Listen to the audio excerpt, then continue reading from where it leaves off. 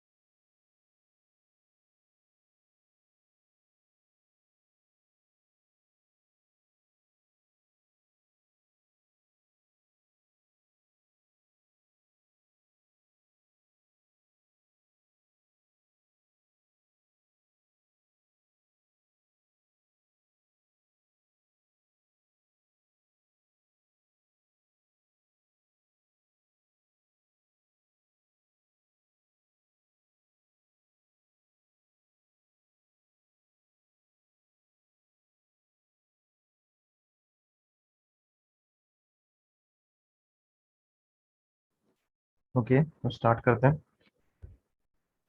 And हम malware के topic पे थे। तो उसी को आगे देखेंगे। ने मेटास्प्लॉइट यूज किया था इस काम के लिए। एक और टूल है जो मैं यहाँ पे दिखाता हूँ, इसको भी हम यूज कर सकते हैं।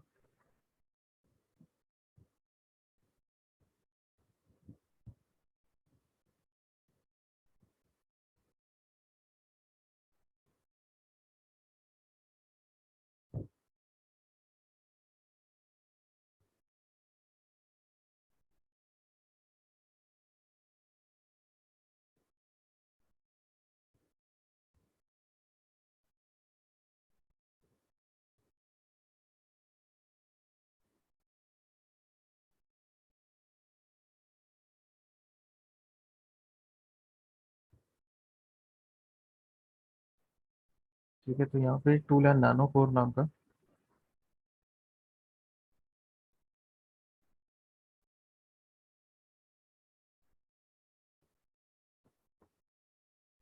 और ये विंडोज़ के लिए टूल है नैनो कोर, और इसी को हम यहाँ पे अब यूज़ करेंगे, देखेंगे कि किस तरह से इसके थ्रू काम कर सकते हैं।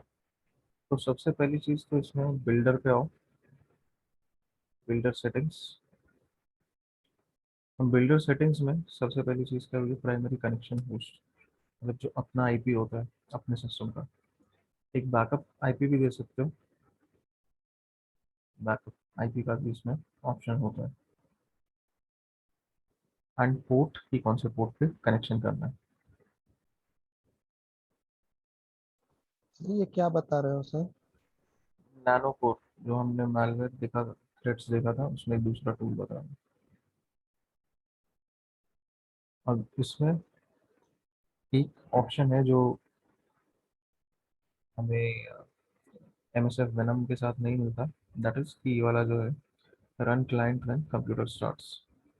तो उससे क्या है कि एक बार फाइल वहाँ पे एग्जीक्यूट होगी टारगेट सिस्टम पे, उसके बाद जब भी, मतलब अगर मैंने ये ऑप्शन सिलेक्ट किया था मैलवेयर क्रिएट करते टाइम, तो फाइल जब भी, मतलब जब भी वो सिस्टम स्टार्ट होगा, वो मैलवेयर उसमें चल जाएगा और बैकडोर क्रिएट कर लेगा वो एक वहाँ पे। तो हमेशा हम उसको एक्सेस कर पाएंगे as long as computer online है। तो अगर सिंपली ये ऑप्शन सिलेक्ट कर दो, run client from computer starts,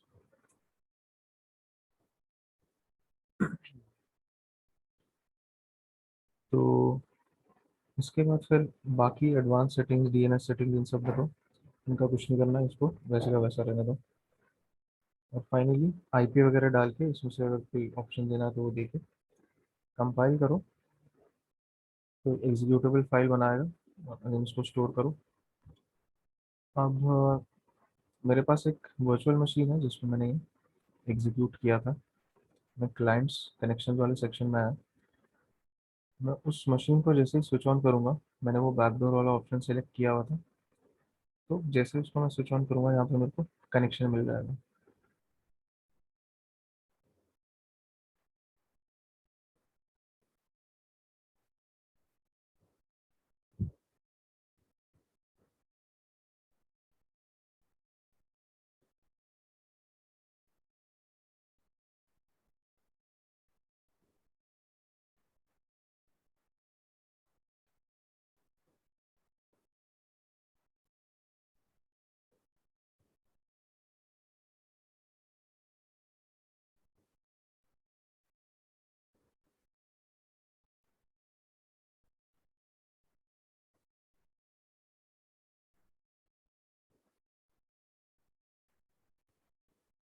तो अभी दूसरा सिस्टम बूट हो रहा है, उसके बाद फिर वहाँ पे आएगा कनेक्शन।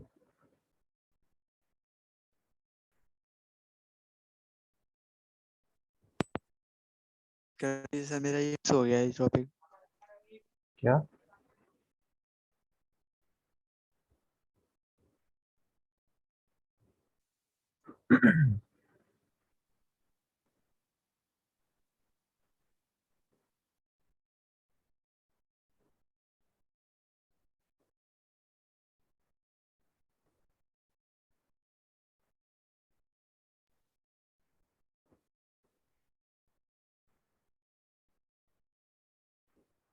देखो जैसे वो वाला सिस्टम मैंने ऑन किया, वहां से इनकमिंग कनेक्शन आ गया ऑलरेडी। वहां पे एक फाइल बना के उस तरह से हमने एक बार एग्जीक्यूट की थी।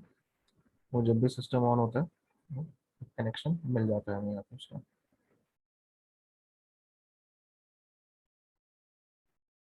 तो अब जो है इस कनेक्शन के थ्रू हम उस सिस्टम को कंट्रोल कर सकते हैं। तो पहले तो इस कनेक्शन में हमें थोड़ी सी इंफॉर्मेशन मिल रही है उसके बारे में,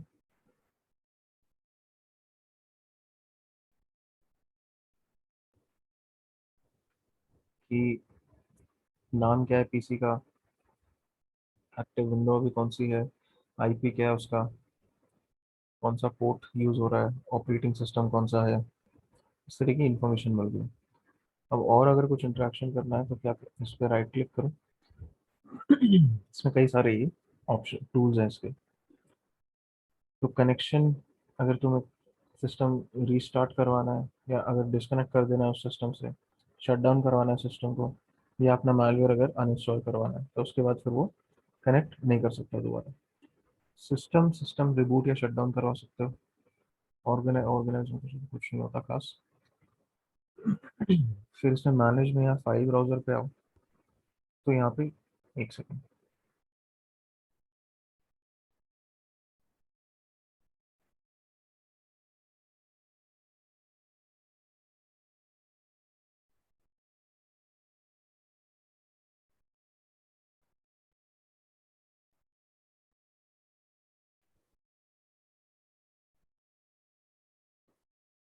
ओके, तो वॉल्यूम मिक्सर पे, सॉरी वॉल्यूम मिक्सर पे बोल रहा हूँ। इस पे आए, हाँ ऑर्गेनाइज पे और मैनेज पे, सॉरी फाइल ब्राउजर पे आए। अच्छा वो खुला था नीचे। फाइल ब्राउजर में अब मैं दोनों सिस्टम्स की फाइल्स देख सकता हूँ, अपना सिस्टम और जो टारगेट सिस्टम है, दोनों के बीच में फाइल्स आराम से एक्सचेंज हो सकती है। जैसे मान लो कॉन्फ़िग फाइल है टारगेट सिस्टम के डेस्कटॉप पे, मैं डाउनलोड करूंगा, यहाँ से रिफ्रेश किया तो ये मेरे सिस्टम पे डाउनलोड होगी। अगर कोई फाइल अपलोड करनी है तो इस तरह से आराम से अपलोड भी हो जाएगी। तो जैसे तीन फाइल है उसको अपलोड करें, टारगेट सिस्टम पे अपलोड हो गई फाइल। तो बहुत ही आराम से इसमें हम लोग फाइल्स देख सकते हैं, अपलोड कर सकते हैं, डाउनलोड कर सकते हैं। एंड इवन टारगेट सिस्टम से भी तुम फाइल्स चाहो तो डिलीट कर सकते हो।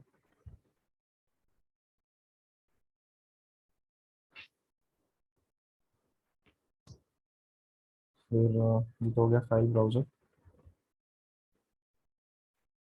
फिर मैनेज में आते हैं तो टास्क मैनेजर देख सकते हो टारगेट सिस्टम का। ठीक है, तो टारगेट सिस्टम में ये सारी एप्लीकेशंस चल रही हैं और इसका टास्क मैनेजर हम लोग यहाँ पे देख सकते हैं। चाहो तो किसी प्रोसेस को सस्पेंड, रिज्यूम, एंड कुछ भी कर सकते हो।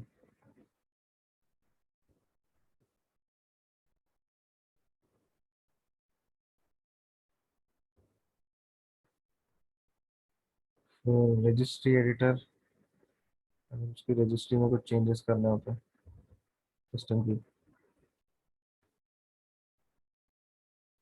किसकी, टारगेट सिस्टम की, रजिस्ट्री एडिटर्स भी है यहाँ पे। फिर अगर रिमोट कंसोल चाहिए, शेल चाहिए उस पर, तो शेल का लेकिन ये रहता है कि इसमें ये जो फंक्शनैलिटी है प्रॉपरली इम्प्लीमेंटेड नहीं है, तो थोड़ा इशू रहता है, ये ढंग से काम नहीं करता।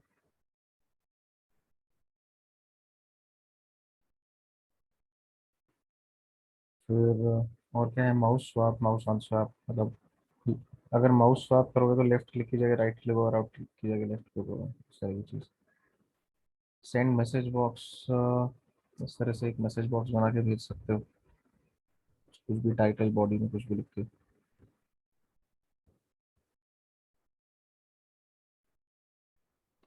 सीडी ट्रे ओपन या क्लोज कर सकते हो। फिर अगर कोई वेब पेज ओपन करना चाहो तो कोई भी वेब पेज टारगेट सिस्टम पे ओपन कर सकते हो। जैसे लेट्स से फॉर एग्जांपल मैंने twitter.com का किया।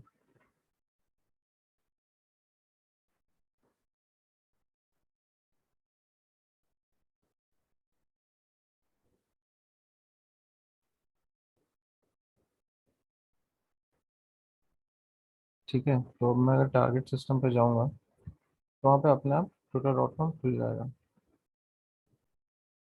ठीक है, इस तरह से मैसेज बॉक्स आया था। अभी यहाँ पे ब्राउजर में साइट खुल जाएगी।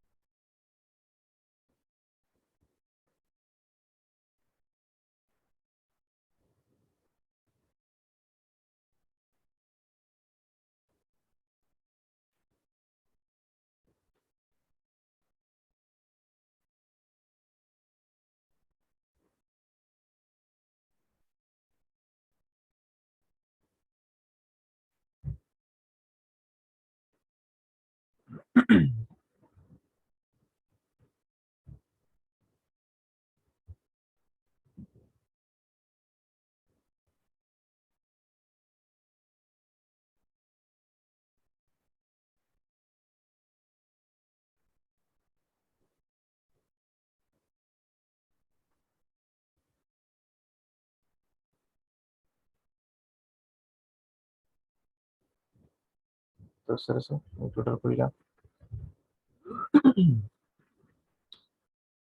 फिर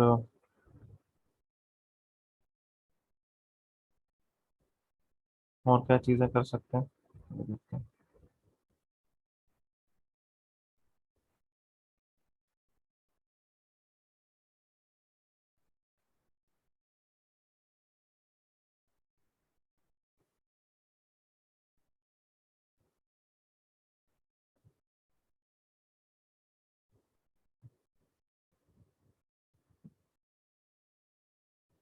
रिमोट स्क्रिप्टिंग है, कोई स्क्रिप्ट एग्जीक्यूट करवानी है तो रिकवर पासवर्ड मतलब जो ब्राउजर में जो पासवर्ड वगैरह स्टोर होते हैं,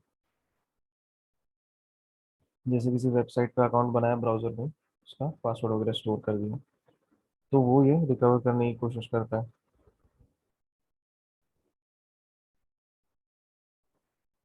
फिर मैनेज फाइल्स, तो वही जैसे फाइल ब्राउजर हमने देखा था, ये भी दूसरा एक फाइल ब्राउजर है, बट वो वाला बेटर है तो इसकी हमें ज़रूरत नहीं है।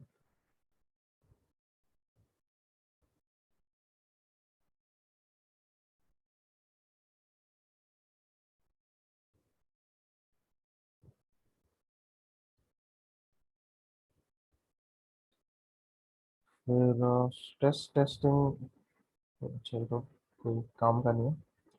नानो ब्राउजर, अगेन ये भी एक फाइल ब्राउजर है, सिमिलर जो हमने देखा था उसकी तरह।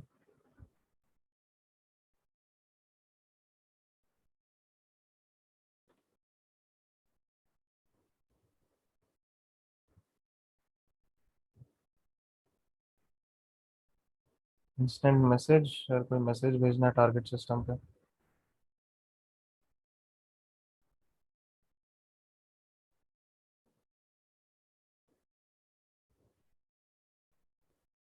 रिमोट एग्जीक्यूट, अगर कोई फाइल एग्जीक्यूट करानी है सिस्टम पे, अपडेट क्लाइंट, अपडेट कराना है अगर जो ये नानो कोड की फाइल वहाँ पे चल रही है। Clear memory, memory RAM clear कर देगा, प्रोसेसेस प्रोसेसेस किल कर देगा उस पर सिस्टम पे। रिक्वेस्ट एलिवेशन, अगर एडमिन प्रिविलेज से नहीं चल रहा है तो कोशिश करेगा कि वो रन एज एडमिनिस्ट्रेटर टाइप वो ऑप्शन वहाँ पे आए और यूज़र क्लिक करे उस पर। फिर वेब कैम, अच्छा वेब कैम का तो यहाँ पे वेब कैम तो है नहीं, वर्चुअल मशीन है।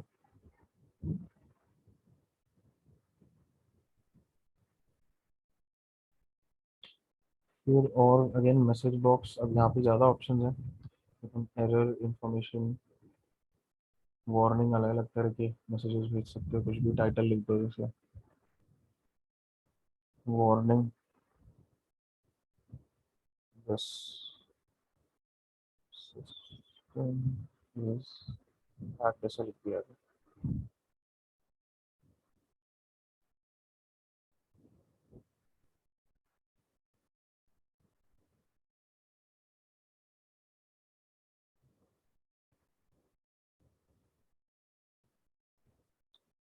तो यहाँ पे इस तरह से मैसेज बॉक्स आ जाता है। तो मैसेज बॉक्स जो है, ये जो हमने भेजा है वो वाला है।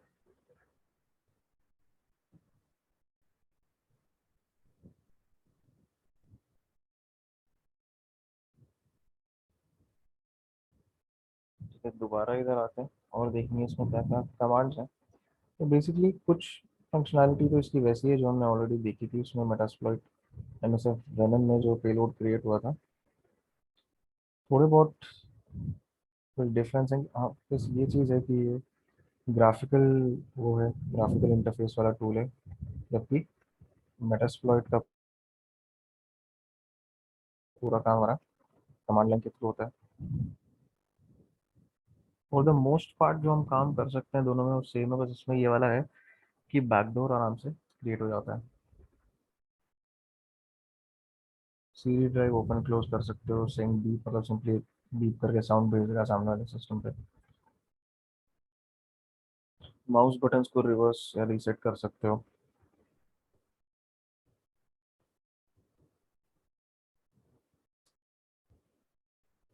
फिर भी अच्छी बेकार है। स्टार्टअप में अगर कोई प्रोग्राम डालना है वो डाल सकते हो।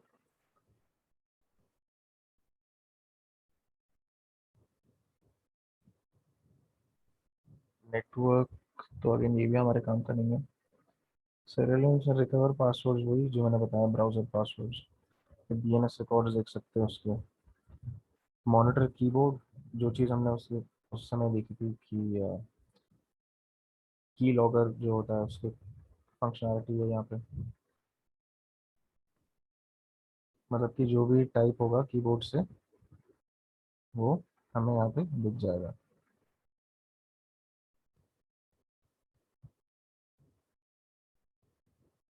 तो जैसे फॉर एग्जांपल अगर मैं ब्राउज़र में टाइप करता हूँ,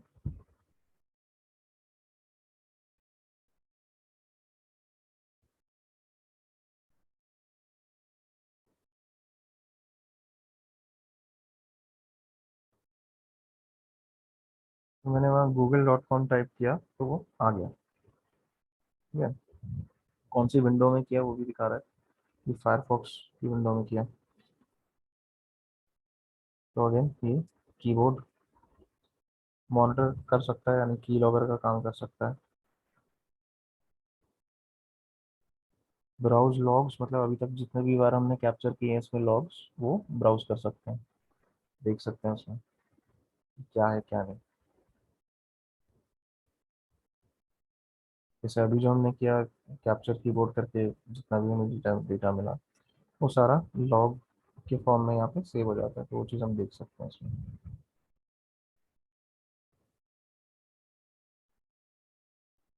फिर बाकी जो हमने देखा था कि वेबकैम की फीड्स देख सकते हैं, ऑडियो फीड सुन सकते हैं।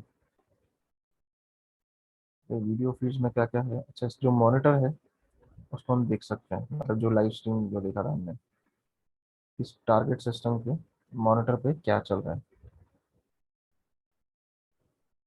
मतलब उसकी स्क्रीन पे क्या चल रहा है। तो ये उसकी स्क्रीन है, और इसको हम देख भी सकते हैं। प्लस एक ऑप्शन हमें कंट्रोल का है, तो कंट्रोल भी कर सकता हूँ मैं स्क्रीन को। मैं रिमोटली उसकी स्क्रीन को कंट्रोल कर रहा हूँ टारगेट डिवाइस पे। तो ये चीज़ भी यहाँ से की जा सकती है। सेटिंग्स में क्या क्या है, इमेज क्वालिटी वगैरह ये सब हम चेंज कर सकते हैं। स्नैपशॉट ले सकते हो करंट स्क्रीन का। तो इस तरह से लाइव वीडियो देख सकते हो टारगेट उस पर क्या चल रहा है।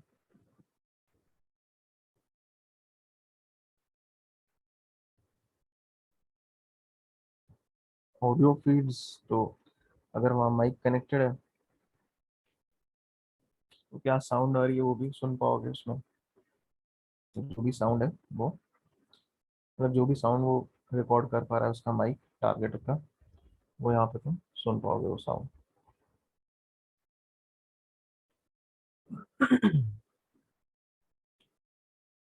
तो ये है नानो कोर।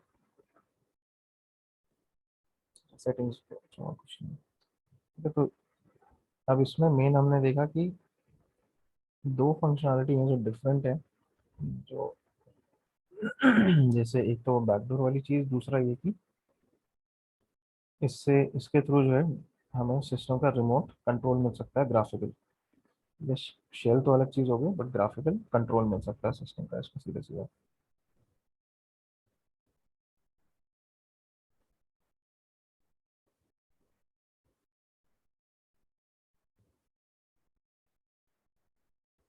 तो ये भी एक टूल है जो हम यहाँ पे यूज कर सकते हैं मालवेयर के उसमें।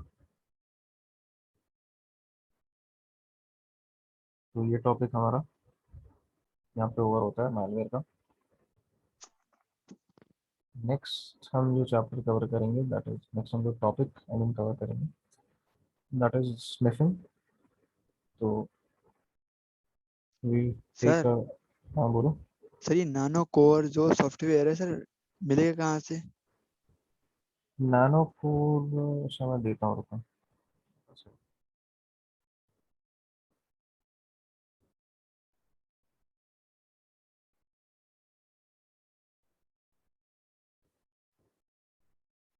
एक जिप फाइल है, ठीक है, इसमें से एक्सट्रैक्ट कर लो इसको, दे रहा हूँ।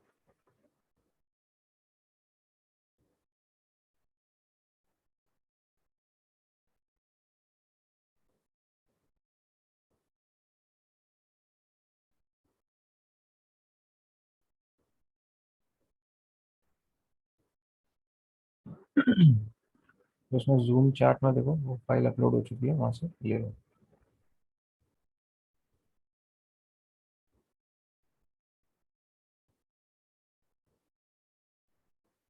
सर पहले इस फाइल को डाउनलोड करना पड़ेगा? हाँ,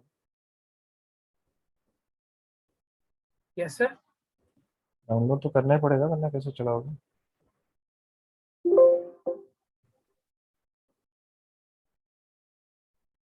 या तो नेक्स्ट जो है स्निफिंग का टॉपिक है जो हम करेंगे कवर। सर ये तो लाइनक्स का होगा ना, क्या?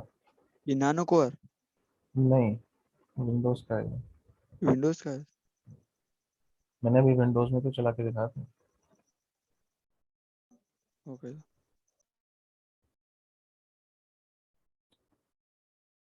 तो उससे सर, पहले मैंने हाँ। पेलोड सर लाइनक्स पे बनाई है, हम्म, और सर बैकडोर से विंडोज से क्रिएट हो सकती है। पेलोड लाइनक्स से बनाया तो उस पेलोड के अंदर देखो, मेटास्प्लॉइट वाला जो है, एमएसएफ वेनम वाला जो, उसमें तो बैकडोर नहीं बनता। बट नानो नहीं कोर सर, अगर बन यूज तो जाता करते है हो सर। बैकडोर, क्या ऑप्शन तुम यूज किया तुमने बैकडोर बनाने के लिए? सर मैंने एमएस बीनी की बैकडोर क्रिएट की थी। एमएसएफ वेनम यूज किया था जो हमने यहाँ पे देखा। Yes sir. तो वो चीज़ तो एमएसएफ वेनम वाली जो फाइल है वो तो डिफरेंट है, जो नानो कोर अगर बना के देगा वो तो डिफरेंट है। दोनों मिक्स थोड़ी ना कर दो तुम। अच्छा सर, नानो कोर जो अपनी पेलोड बना के देगा, हाँ। लाइक सर रेड सॉफ्टवेयर आता है एक, उसी की तरह सेम है। हाँ तो वही है ना ये। ओके सर, तो सर इसकी पेलोड ओके ओके सर।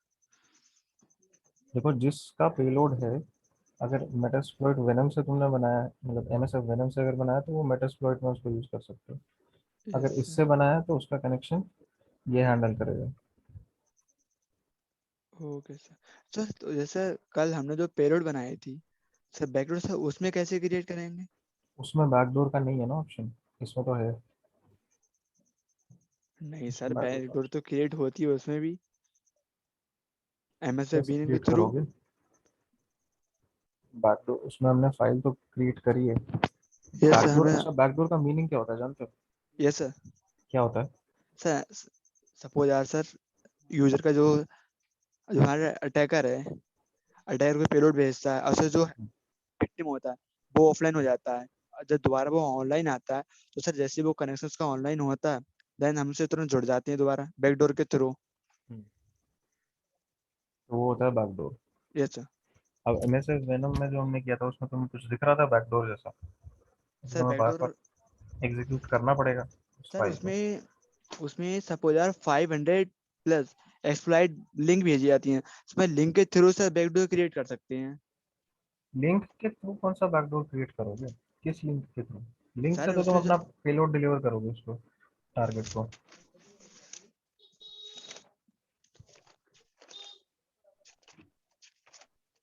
अगर किसी को लिंक भेजते हो फाइल डाउनलोड करने का, उससे तुमने जो भी फाइल जनरेट की है मेटास्प्लॉइट में या इसमें नैनो जिसमें भी की हो, उसका डाउनलोड करने का लिंक दे सकते हो उसको, फिर वो अपने सिस्टम में जैसा भी है उसको एग्जीक्यूट करेगा। एग्जीक्यूट करने के बाद अब जो फंक्शनैलिटी मिलेगी उसको, वो तो डिपेंड करता है कि तुमने किस में जनरेट किया था ये पेलोड। सर मेटास्प्लॉइट में किया था या इसमें किया था? सर मैं एक कैसे? पेलोड हाँ बना सर 1 मिनट। हाँ बोलो। हम लोगों से जो पेलोड बनाई थी, हम्म। मीटर पेलोड पे उसे रन कर लिया था। हाँ किया था। सर एक सर एंड में जब रन कर लेते हैं, हमारा एक हाँ। विक्टिम का जो सिस्टम होता है एक्सेस कर लेते हैं, देन हम उस पे रन परसेंटेज नाम से कमांड आती सर। देखो उसे बहुत सर ही हम अनस्टेबल कमांड है, इसमें मैंने उसको यूज नहीं किया। रन वो हर केस में परसेंटेज काम सर नहीं करती है। कैसे? वो सारी सिचुएशंस में काम नहीं करता, कभी चल गया कभी नहीं चल गया, वैसे बहुत अनस्टेबल है वो। सर मैंने सर उसी से किया था परसेंटेज से। तो सर उसमें अटैकर में सर अटैकर हमारा विक्टिम चाहे वो फाइल से तब भी नहीं मिल पाती है। तो इसमें भी वही है, इसमें नैनो कोर में तो इवन बेटर है, वो अपने आप को सिस्टम सर्विस की तरह डिस्गाइज कर लेता है। डीएचसीपी की तरह यहाँ पे अपने आप को छुपा के रखा हुआ था, डीएचसीपी सर्विस। डीएचसीपी तो कोई सोचेगा ही नहीं कि हाँ तुम्हारा ये कोई मैलवेयर है, उसको ये लगेगा लेजिटिमेट फाइल है। सर ये नानो को कोर जो सॉफ्टवेयर है, हम्म। इससे जब वो हमारा हमारा अगर आईपी चेंज हो जाता है हम्म। तब उसे दोबारा एक्सेस कर सकते हैं। आईपी अगर चेंज हो जाता है तो नहीं, तुम्हारा आईपी अगर चेंज होगा, तुमने तो आईपी हार्ड कोड किया हुआ है ना, लेकिन यहाँ पे तुम दो आईपी स्पेसिफाई कर सकते हो, एक तो प्राइमरी एक बैकअप। अगर प्राइमरी वाले से वो कनेक्ट नहीं कर पाएगा तो बैकअप से कनेक्ट कर लेगा। तो ये भी एक छोटा सा बेनिफिट है कि यहाँ पे दो आईपी दे सकते हो। ओके ओके, तो एक ब्रेक लेते हैं 10 मिनट्स का, उसके बाद नेक्स्ट टॉपिक स्टार्ट करेंगे।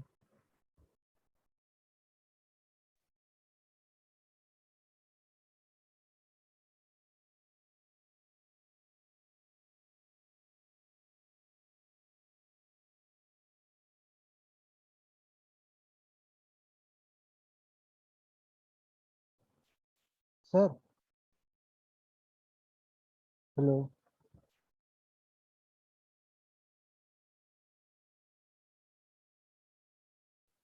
सर आवाज नहीं आ रही। हेलो। सर 10 मिनट के ब्रेक पे हैं। अच्छा, वो जो सर ने लिंक भेजा हुआ था मेरा ना डिस्कनेक्ट हो गया था, वो भेज देना आप प्लीज। दोबारा आप डाउनलोड कर लो।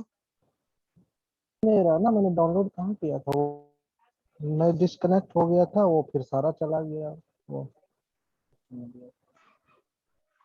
ओके मैं ट्राई अच्छा करता हूँ। भेज रहा है हाँ ये नैनो कोर का, तो इसको हाँ, मैंने डाउनलोड कर लिया। अब एक्सट्रैक्ट करने के लिए बहुत सारी फाइल्स खुल रही है, तो कौन सी फाइल से एग्जीक्यूट होगा ये? वो सारा सेव करना पड़ेगा।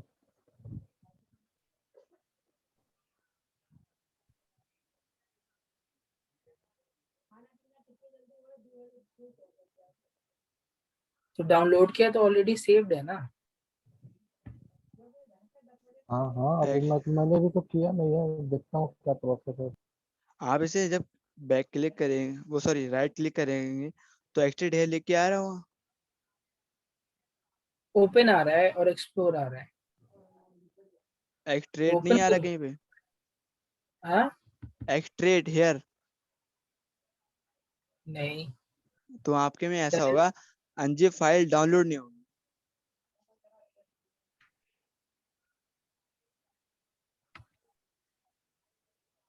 एक्सट्रैक्ट ऑल आ रहा है, हाँ। हाँ तो उसी पे क्लिक करें आप।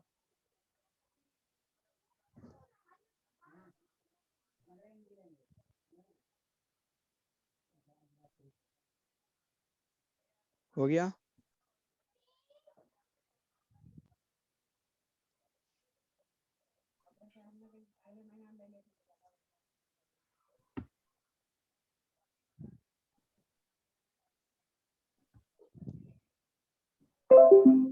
हो रहा है। ओके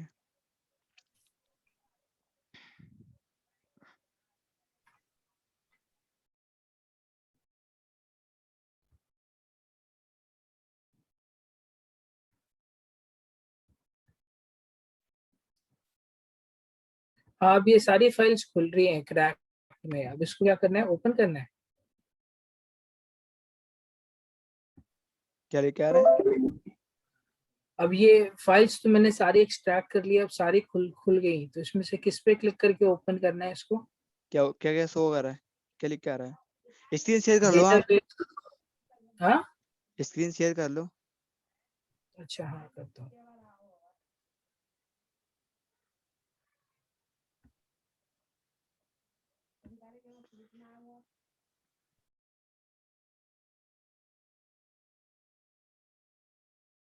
ये देखो,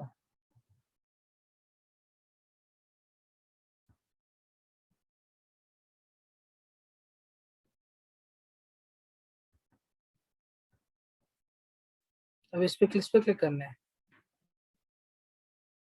1 मिनट।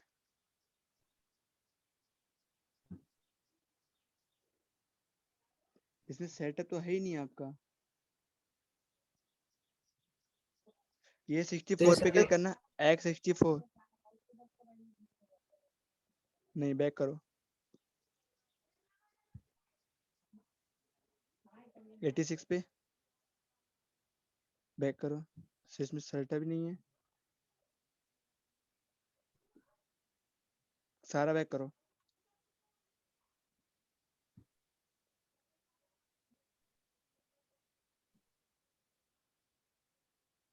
और करो।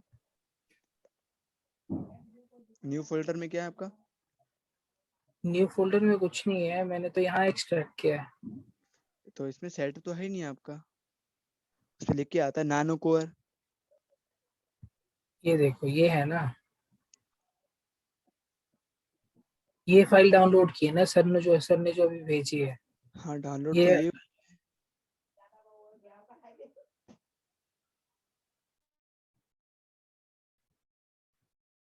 तो इसको मैंने एक्सट्रैक्ट करी है ना डी ड्राइव में। ओपन दोबारा करो।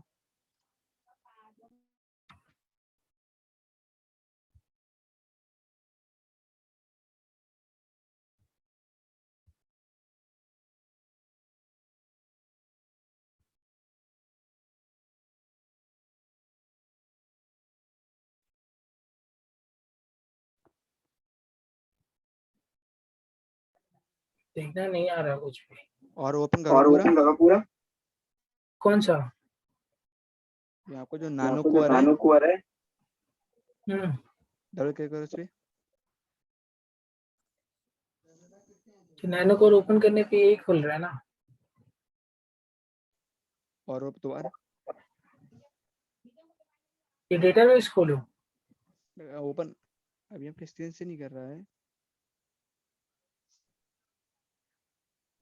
और ऊपर करो। अभी आपका ये नानो कोर 1.2 आ रहा है, इसे ओपन करो।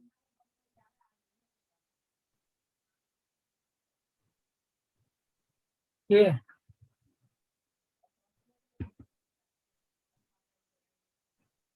रन करो इसे। इसे ओपन करिए। हाँ, आपको लिख के आ रहा है नानो कोर 1.2.20।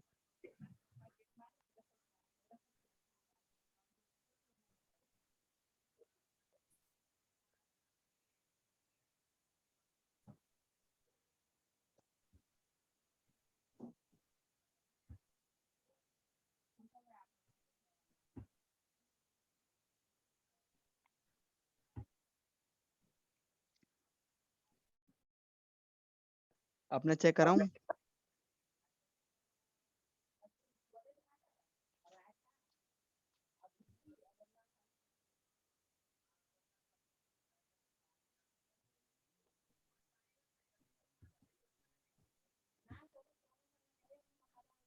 अब ये फिर से फाइल क्रिएट हो गई।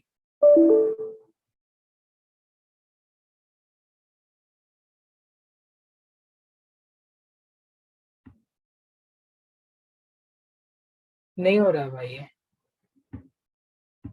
1 मिनट।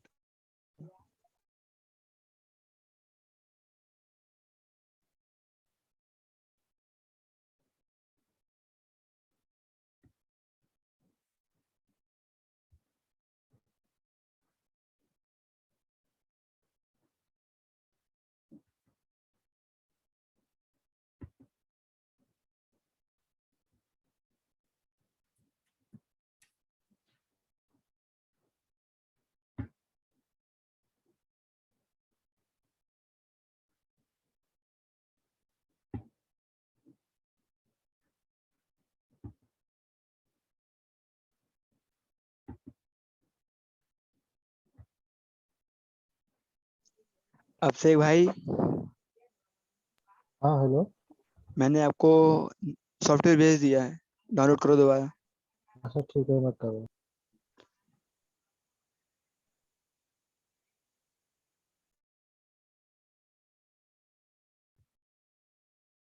आपने जो भेजा है मैं उसको दोबारा डाउनलोड करके देखता हूँ। हाँ एक बार ट्राई कर लो। मैंने आपसे, ऐसा है अभिषेक के पास है नहीं है, तो मैंने दोबारा भेजा है, पर तुम्हारा तो एक्सटेंड हो गया है, बट उसमें आ नहीं रहा है। मैं आपको अपना स्क्रीन शेयर करके दिखाऊं? हाँ दिखाओ। आप अपने बंद करो।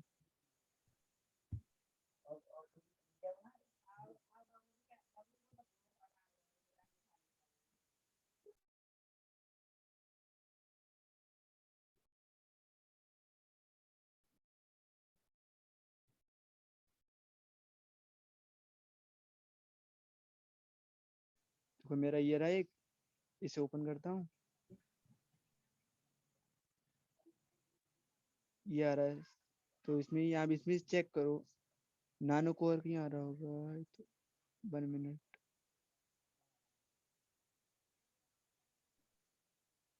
ये रहा, हम्म।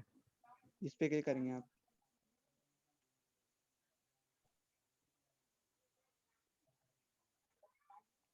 ये चल नहीं रहा है, क्या बता रहा है?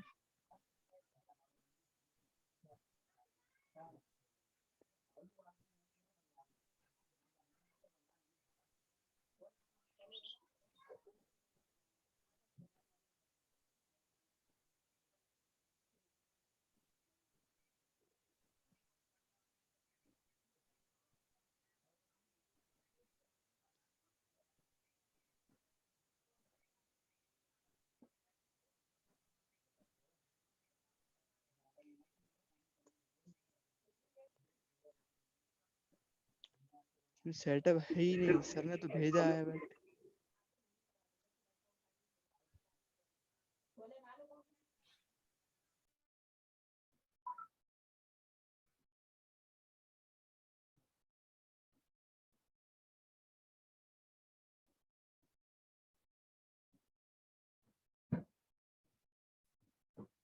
ये आप अपने में खोल के देखो, रन हो रहा है? मैं अपने में खोल के देखूँ? मेरे में ओपन नहीं हो रहा है, आप अपने में ट्राई करो। तो आपने भी तो, अभी तो आपके सामने मैंने किया था ना। ये फाइल तो नहीं खोली है आपने? क्लाइंट के अंदर है, क्लाइंट के अंदर आओ। अच्छा एक मिनट।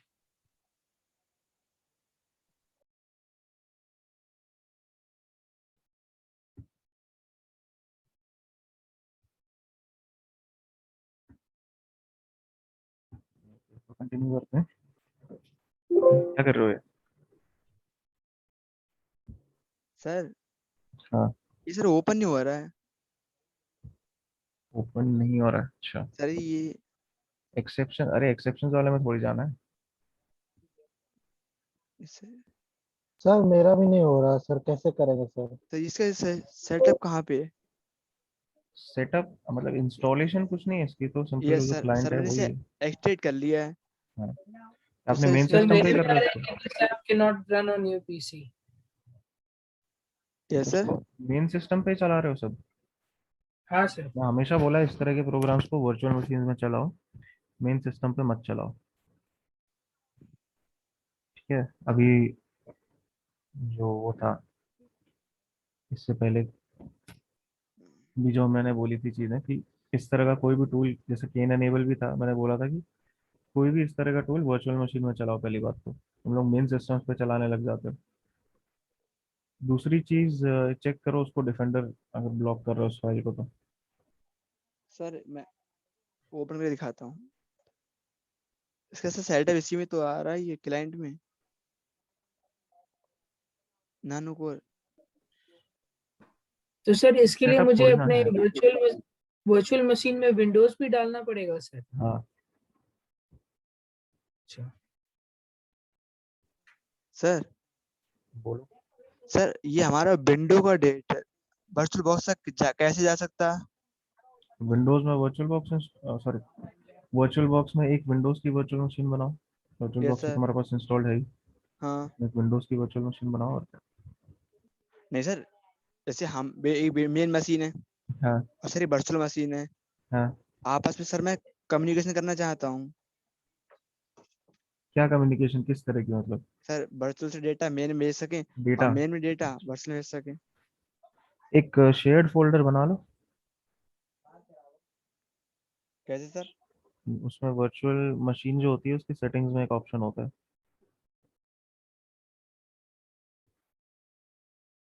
मैं आप कर रहा हूँ सर, एक मिनट प्रैक्टिकल कर दीजिए उसका। देखो सिंपली क्या होता है कि वर्चुअल मशीन की जो सेटिंग्स हैं, ठीक है, वर्चुअल बॉक्स है, ये सारी वर्चुअल मशीन है।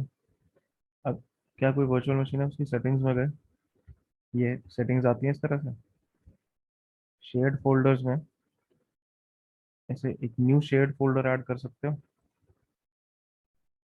फोल्डर का पाथ तो तुमसे पूछेगा, तो अपने सिस्टम में, मेन सिस्टम में कहाँ रखना है वो डाल दो, उसका नाम, और ऑटो माउंट कर दो। तो जब भी सिस्टम स्टार्ट होगा, जब भी वर्चुअल मशीन स्टार्ट होगी, तो ऑटोमेटिकली वो फोल्डर वो इंक्लूड कर लेगा।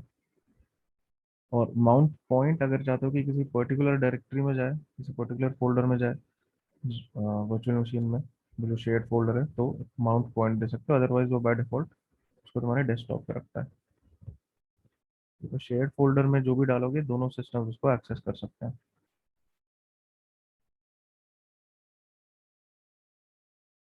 तो मान लो मेरे को फाइल डालनी है अपने वर्चुअल मशीन में, कोई फाइल है वो मेन सिस्टम में डालनी है, मैंने शेयर्ड फोल्डर में डाल दी। अब वो शेयर्ड फोल्डर क्या है, वर्चुअल मशीन भी एक्सेस कर रही है और मेन सिस्टम भी एक्सेस कर रहा है, तो उस फाइल को दोनों सिस्टम एक्सेस कर सकते हैं वहाँ से। ठीक है।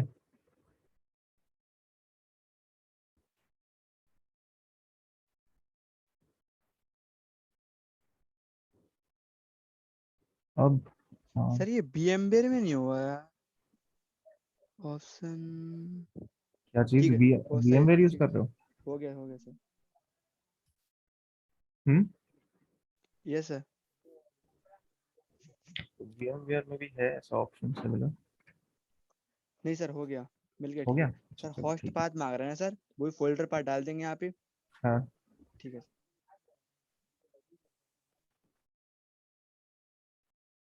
पहले एक फोल्डर बना लो होस्ट सिस्टम पे, फिर उसका पाथ दे दो, बस सिंपल उतना कर लो।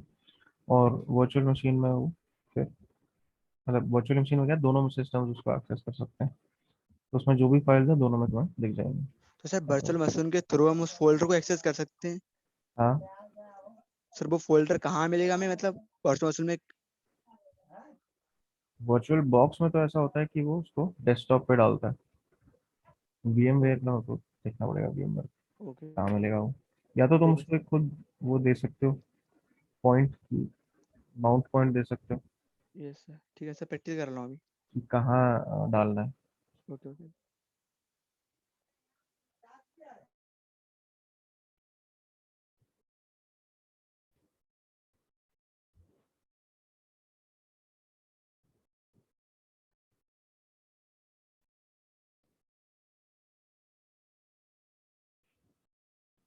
यहाँ पे एक लिंक मैंने दिया, उसमें देख लेना VMware के लिए, अगर कुछ उसमें दिक्कत आ रही है तो। Okay sir.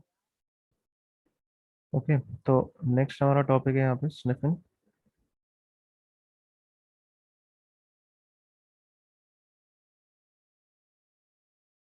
और अच्छा, स्निफिंग सुना है किसी ने इसके बारे में कभी? कैसे? स्निफिंग जो नेक्स्ट टॉपिक है, इसके बारे में सुना है कुछ? यस। सर स्पूफिंग तो सुना है sir. Spoofing is different. Spoofing तो मतलब क्या, जैसे अगर मैं आईपी स्पूफ कर रहा हूँ तो मतलब मैं कोई फेक आईपी यूज कर रहा हूँ, या हाँ सर। अगर मैं अपना मैक स्पूफ कर रहा हूँ, मतलब कि मैं अपना एक्चुअल मैक हाइड करके कोई दूसरा उसकी जगह दिखा रहा हूँ, शो कर रहा हूँ मैक। यस तो sir. Spoofing is different, sniffing is different. ठीक है, स्निफिंग मतलब कि क्या होता है, जैसे यस सर। आ, सुना है इसके बारे सर में? यस हाँ, सर।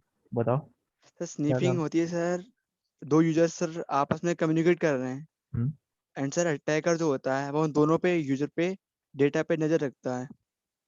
हाँ, वो देखता है कि क्या डेटा यस सर। शेयर हो और रहा सर को से कोई वीकनेस मिलती है देन वो डेटा को लॉस्ट कर देता है। है। लॉस्ट करने की कोई मतलब जरूरत ये नहीं, वो सर। तो सिंपली उसको देख सकता है।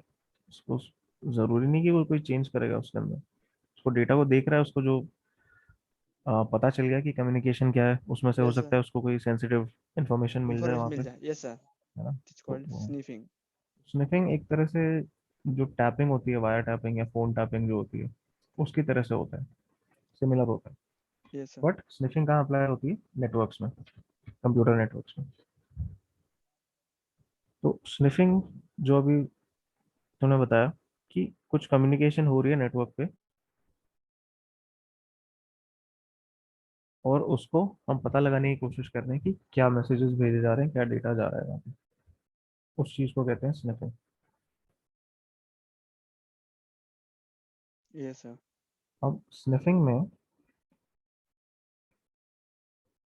दो, एक कह सकते हो तरह की स्निफिंग होती है, पैसिव और एक्टिव। Yes sir. पैसिव और एक्टिव में, अच्छा जानते हो ये चीज, पैसिव और यस सर। एक्टिव क्या होता है? सर पैसिव स्निपिंग, सर मेरे तो सर नॉर्मली से स्निफिंग के अंदर पूछ रहे हैं आप या एक्टिव पैसिव होती है सर? नहीं, जैसे दो तरीके होते हैं स्निफिंग के, एक होता है पैसिव, एक होता है एक्टिव। तो सर वो मतलब तो वही ना जो फुट प्रिंटिंग में यूज करते हैं, एक्टिव पैसिव वही है क्या सर? एक्टिव और पैसिव टर्म्स तो फुटप्रिंटिंग में यूज होती हैं, लेकिन फुटप्रिंटिंग और स्निफिंग तो दोनों अलग अलग चीजें हैं। जी सर। दोनों काफी डिफरेंट चीजें हैं। देखो पैसिव सर मतलब, सर हाँ। मेनली सर मैंने ये सुना है जो पैसिव स्निफिंग होती है सर ये यूज करती है हब। हम्म, हाँ और सही कह रहे सर हो। ये सर और जो एक्टिव होती हैं वो लाइक अ स्विच। जो एक्टिव होती है उसमें, हाँ ठीक है, ओके, सही कह रहे हो। तो पैसिव, तो उसको सर पैसिव क्यों कहते हैं? हब एंड स्विच तो वर्क तो दोनों का सेम ही है। नहीं, बिल्कुल नहीं। पर्पस सेम है लेकिन वर्किंग डिफरेंट है। नहीं सर वर्क तो दोनों बीच में सर कम्युनिकेट करते हैं, हब एंड स्विच। मैं वही तो कह रहा हूँ, पर्पस दोनों का सेम है, कम्युनिकेशन के लिए यूज होता है नेटवर्क्स में, लेकिन दोनों की वर्किंग डिफरेंट है। काम अलग, काम करने का तरीका अलग है दोनों का। तो पैसिव स्निफिंग क्या होता है कि जब मैं सिंपली, मैं या मतलब जो भी अटैकर है, वो सिंपली नेटवर्क से कनेक्ट कर रहा है, और वो स्निफ कर पा रहा है कि क्या मैसेजेस भेजे जा रहे हैं। ठीक है, उसमें उसने सिंपली नेटवर्क से कनेक्ट किया और स्निफ कर लिया, उसको अपनी तरफ से कुछ मैसेज भेजने की जरूरत नहीं है, कुछ उसने किया नहीं, सिंपली बस उसने कनेक्ट किया हब से। अब पैसिव स्निफिंग होती सिर्फ हब पे है। उसने कनेक्ट किया हब से, और जो भी मैसेजेस आ जा रहे हैं वो देख पा रहा है। अब हब की वर्किंग कैसे होती है कि मान लो चार डिवाइसेस कनेक्टेड हैं, यस सर। और एक डिवाइस ने कुछ मैसेज भेजा। अब उसमें ऐसा नहीं है कि वो मैसेज सबको भेजना चाह रहा है,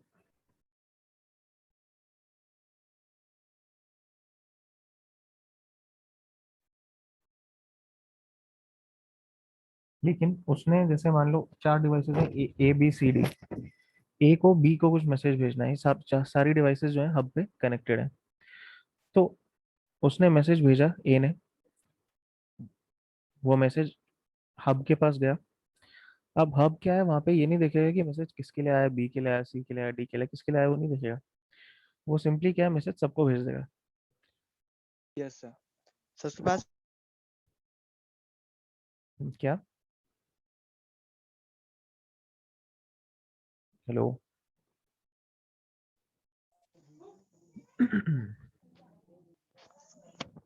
सर हब में सर यही कमी है कि जो डेटा है सर एक यूजर से 10 यूजर्स में कनेक्टेड है, कोई एक यूजर सेंड करता है तो वो सारा डेटा दसों पे सेंड हो जाता है, उसके हाँ, पार्टिकुलर पाथ पे नहीं सेंड करता है। किसी पर्टिकुलर यूजर पे नहीं जाता वो। हाँ, यस सर। और सर स्विच में सर पार्टिकुलर जिसको डेटा ए ने बी को भेजा है तो सर बी को ही जाएगा, सिर्फ बी को सी ही को। जाएगा। हाँ। Yes sir. तो इसलिए हब को क्या है, पैसिव स्निफिंग में यूज हो सकता है, सिंपली तुमने हब से कनेक्ट किया, यस सर। और जितनी भी वहाँ पे डिवाइसेस डेटा भेज रही हैं, सारा डेटा तुम्हें भी मिल जाएगा, अगर तुम सिंपली उससे कनेक्टेड हो। इसको कहते हैं पैसिव स्निफिंग। तुम्हें अपनी तरफ से नेटवर्क पे कोई मैसेज भेजने की जरूरत नहीं, कुछ करने की जरूरत नहीं, बस कनेक्ट हो जाओ और सब कुछ सुन सकते हो। अब ये चीज तो होती है हब के अंदर, और सिर्फ हब पे ही हो सकती है पैसिव स्निफिंग। लेकिन आज के डेट में हब्स कहीं यूज होते नहीं है, ठीक है, आउटडेटेड है हब्स। इसी वजह से, क्योंकि ये जो इसकी वर्किंग है ये एफिशिएंट नहीं है बिल्कुल भी। अब मान लो काफ़ी ज़्यादा डिवाइसेस हैं और काफ़ी ज़्यादा डेटा आ जा रहा है एक एक डिवाइस से, तो ये तो हर केस में क्या करेगा, एक एक पैकेट को सारी डिवाइसेस को भेज देगा। तो पहली बात तो नेटवर्क की परफॉर्मेंस काफ़ी मतलब गिर जाएगी, बहुत ही बेकार परफॉर्मेंस रहेगी। प्लस हर डिवाइस को दूसरी डिवाइस का डेटा मिल सकता है, दिख सकता है। तो इसलिए हब्स जो है उतने यूज़ नहीं किए जाते, अब आउटडेट हो चुके हैं। उसकी जगह हर जगह स्विच यूज़ होता है। स्विच हब की तरह नहीं काम करते, स्विच थोड़े बेटर होते हैं इस मामले में कि जिस डिवाइस के लिए पैकेट आया है वो उसी को वो पैकेट भेजेगा, उसी को वो डेटा भेजेगा, ऐसा नहीं कि सर सबको हब भेज में देगा। थोड़ा लिमिटेड कंप्यूटर को ऐड कर सकते हैं हम। वो तो डिपेंड करता है उसमें कितने पोर्ट्स हैं।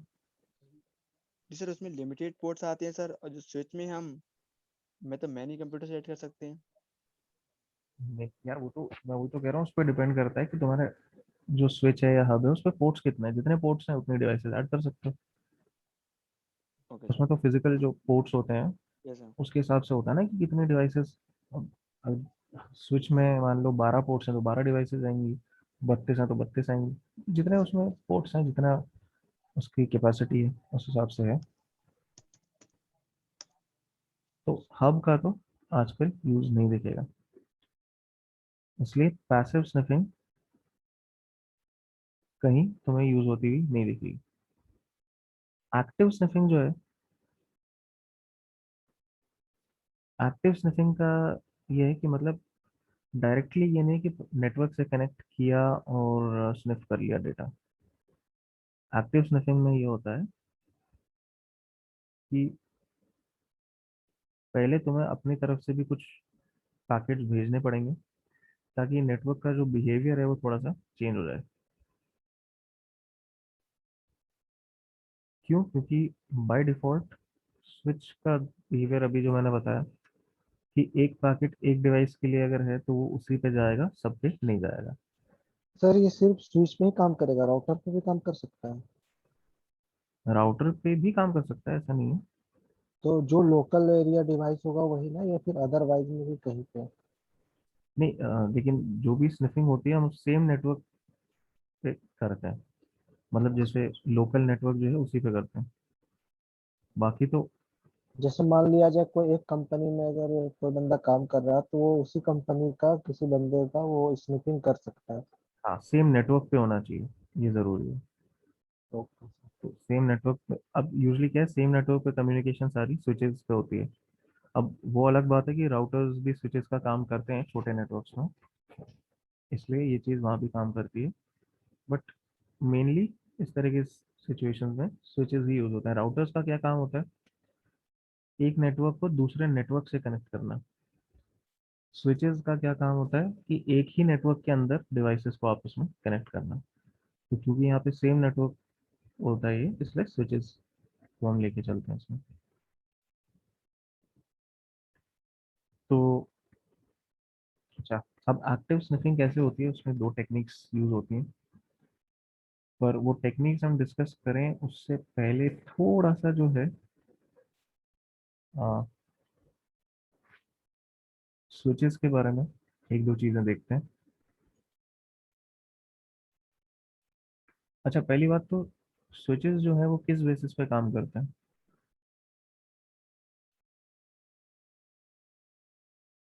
जैसे सर? जैसे राउटर्स तो आईपी एड्रेसेस के बेसिस पे काम करते हैं, तो स्विचेस किस बेसिस पे काम करते हैं। मैक एड्रेस पे सर? मैक एड्रेस पे, ठीक है। तो थोड़ा सा एक स्विचेस के बारे में यहाँ पे डिस्कस कर लेते हैं। अब स्विच का क्या होता है, हर स्विच का एक टेबल होता है उसकी मेमोरी में, जिसको कहते हैं कैम टेबल या content addressable memory table. CAM table कहते हैं उसको।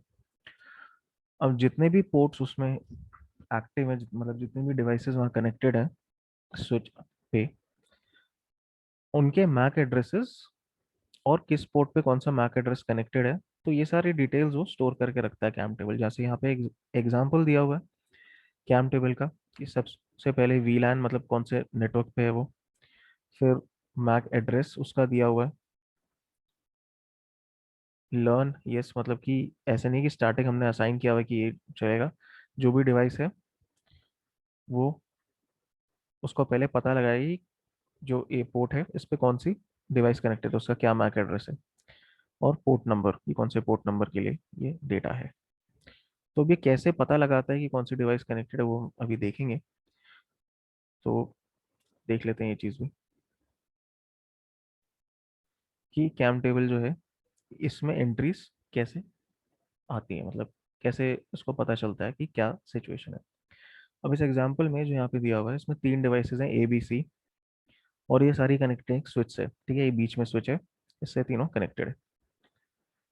और स्विच का जो कैम टेबल है अभी फर्स्ट स्टेप वाला देखो सिर्फ, उसमें अब इन्होंने मैक एड्रेस मतलब प्रॉपर वो लंबा वाला नहीं लिया, सिर्फ एबीसी ही रखा है जस्ट एज एन एग्जांपल।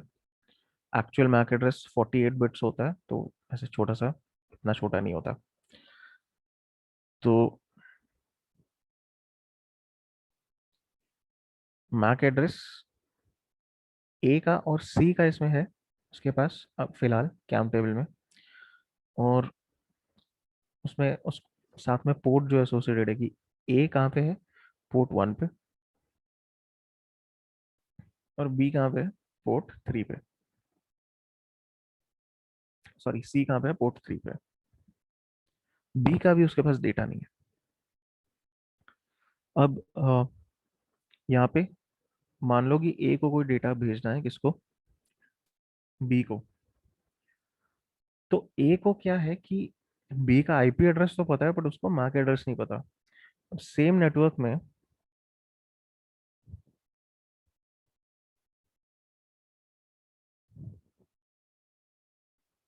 अगर हमें मैसेजेस भेजने हैं तो मैक एड्रेस पता होना चाहिए।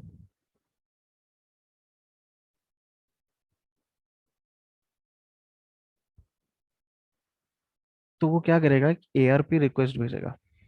एआरपी जानता है कोई क्या होता है? सर आरप रिक्वेस्ट होता है। आर बोलो एआरपी बोलो, उसका मीनिंग जानते हो? Address resolution protocol. और करता क्या है वो? सर ये हमारे जो वो मैक एड्रेस होता है वो उसे मैनिपुलेट करता है। यहाँ पे क्या है कि हमें आईपी एड्रेस पता है लेकिन मैक एड्रेस नहीं पता। सर आईपी ये ना एड्रेसेस, आईपी के द्वारा मैक एड्रेस को पता लगाता है, मैक हाँ, एड्रेस के द्वारा आईपी का पता लगाता है। वो रिवर्स एआरपी होता है जो हाँ तो मैक ये के जो, द्वारा आईपी पता हाँ लगाता ये है ना सर, ये आईपी के द्वारा मैक है, मैक एड्रेस का पता मैक पता लगाएगा। लगाता है, हाँ। तो एआरपी एड्रेस रेजोल्यूशन प्रोटोकॉल, और ये आईपी एड्रेसेस को मैक एड्रेसेस में रिजॉल्व करता है। तो अब यहाँ पे ए के पास आईपी एड्रेस है सी का, सॉरी बी का, उसको मैक नहीं पता, तो एआरपी रिक्वेस्ट भेजेगा। और ये रिक्वेस्ट क्या होती है, ये ब्रॉडकास्ट होती है। ब्रॉडकास्ट मतलब कि जितने भी लोग हैं, जितने मतलब जितनी भी डिवाइसेस हैं नेटवर्क पे, सबके पास ये जाएगी रिक्वेस्ट। तो अब सबके पास रिक्वेस्ट जा रही है। जैसे यहाँ पे देखो ए ने भेजा बी के लिए एआरपी की, एआरपी बेसिकली उसमें वो ये होता है कि मैं ढूंढ रहा हूँ कि ये वाला जो पर्टिकुलर आईपी है इसका मैक एड्रेस क्या है। Basically ARP request is a way of saying this. तो उसमें बी का आईपी एड्रेस दिया हुआ है। अब ये रिक्वेस्ट सबके पास जाएगी। अब यहाँ पे दो ही हैं, बी और सी, ए के अलावा दोनों के पास जाएगी। तो सी तो क्या है, उसको डिस्कार्ड कर देगा क्योंकि सी का तो वो आईपी है ही नहीं। लेकिन बी देखेगा कि हाँ ये तो मेरा ही आईपी है, और अब वो फिर रिप्लाई करेगा। सेकंड स्टेप में देखो रिप्लाई जा रहा है वहां से, और रिप्लाई जब जा रहा है तो वो रिप्लाई क्या है कि बी ने उसमें अपना मैक एड्रेस बताया, और ये रिप्लाई यूनिकास्ट हो गया, ब्रॉडकास्ट नहीं होगा, ये सिर्फ एक हो ही जाएगा। तो ये रिप्लाई जा रहा है, और ये पहले तो स्विच पे आएगा, उसके बाद ही ए तक पहुंचेगा। तो ये जो रिप्लाई है उसमें स्विच देख रहा है कि अच्छा पोर्ट 2 जो है उस पे जो डिवाइस है उसका मैक एड्रेस ही है, तो मैक एड्रेस जो बी का है वो अब स्टोर कर लेगा अपने कैम टेबल में। और जो ARP रिप्लाई था वो फॉरवर्ड कर देगा A को, तो A को पता चल गया कि B का मैक एड्रेस क्या है, और अब वो उसको कुछ पैकेट अगर भेजेगा A टू B, अगर कुछ ट्रैफिक जाएगा, तो अब स्विच को भी पता है कहाँ फॉरवर्ड करना है, वो फॉरवर्ड कर देगा। ये ट्रैफिक C को नहीं दिखेगा बिकॉज ये B के लिए ही इंटेंडेड है। तो इस तरह से काम करता है स्विच। सर हाँ बोलो। सर कैम का काम ये होता है कि स्विच पे जितने हमारे मशीन जो कनेक्टेड होती हैं हम्म। उनका एड्रेस, आईपी एड्रेस और उनका मैक एड्रेस स्टोर कराने का काम। कैम टेबल में IP एड्रेस नहीं होता। सर कैम क्योंकि टेबल मैं का मेन मतलब कैम टेबल का मेन पर्पस होता है मैक एड्रेस स्टोर करना। ओके मैक एड्रेस और कौन से पोर्ट पे वो कनेक्टेड है। सर ये पोर्ट बात कैम को कंटेंट एड्रेस पे मेमोरी को पता होती है कि कौन सिस्टम कौन पोर्ट से कनेक्टेड है। पता पहले से नहीं होती, जैसे हमने यहाँ पे देखा उस तरह से वो सीखता है कि किस, जो ARP रिप्लाईज आती है ना, उस तरह से वो सीखता है। ओके तो उसने यहाँ पे सीख लिया, उसको पता चल गया,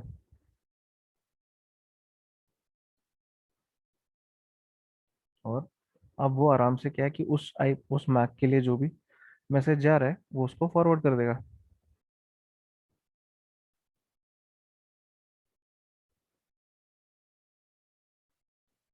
ठीक है, ये चीज क्लियर है।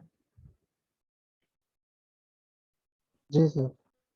ठीक है। ये सर तो अब नेक्स्ट जो हम लोग बात करेंगे, जो टेक्निक यहाँ पे यूज होती है, हाँ, ये अपना एक्टिव स्पूफिंग के लिए, तो एक टेक्निक होती है मैक फ्लडिंग।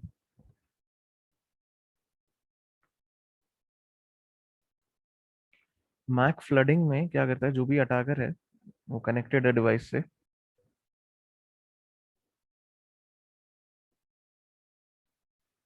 और वो क्या भेजेगा, fake Mac address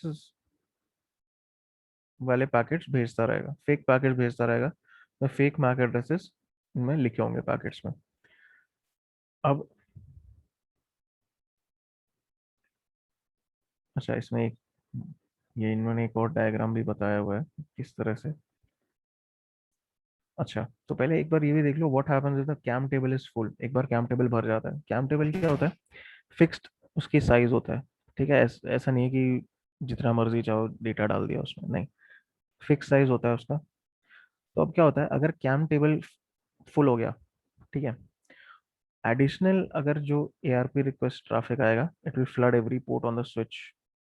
ARP request traffic क्या, एडिशनल कोई भी ट्रैफिक अगर उस पर आता है जिससे एसोसिएटेड कोई एंट्री उसके कैम टेबल में है नहीं। अब मान लो यहाँ पे जो एग्जांपल में इमेज में दिखाया है उसको देखो, कि नेटवर्क वही है A, B और C, लेकिन फेक एंट्रीज भरी हुई है इसके टेबल में Y और Z की।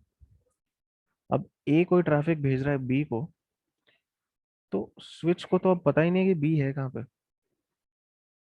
स्विच को तो इस समय पता ही नहीं ना B कहाँ पे, उसके कैम टेबल में क्या है, Y, Z और C। B तो चला गया, फेक एंट्रीज जो भरी है मैक टेबल में, वैसे B चला गया। तो अब इसको मैक स्विच को पता ही नहीं कि B कहाँ पे है, तो वो क्या करेगा, वो अब हब की तरह बिहेव करने लग जाता है, और वो ट्रैफिक को ब्रॉडकास्ट कर देता है फिर। तो अब A ने B के लिए ट्रैफिक भेजा, वो ट्रैफिक B को भी जाएगा, C को भी जाएगा, और कोई डिवाइस कनेक्टेड होती तो उसके पास भी जाता। तो मैक फ्लडिंग जब हम करते हैं, फेक एंट्रीज से जब भर देते हैं किसी भी स्विच का कैम टेबल, तो वहां पे फिर क्या होता है कि अब जो भी पैकेट आता है, एक्चुअल एंट्रीज तो सारी हम उससे फ्लैश आउट कर देते हैं, फेक एंट्रीज से उसको भर के। तो किसी भी डिवाइस के लिए उस नेटवर्क पे अगर कोई पैकेट आता है तो वो फिर ब्रॉडकास्ट हो जाता है और पूरे नेटवर्क पे बाकी सारी डिवाइसेस को मिल जाता है, क्योंकि हमारा ये जो स्विच है वो अब हब की तरह बिहेव करने लग गया है। तो अब वो हब की तरह बिहेव कर रहा है, तो वापस से हम स्निफिंग कर सकते हैं वहाँ पे, क्योंकि सारे पैकेट्स हमें मिल जाएंगे।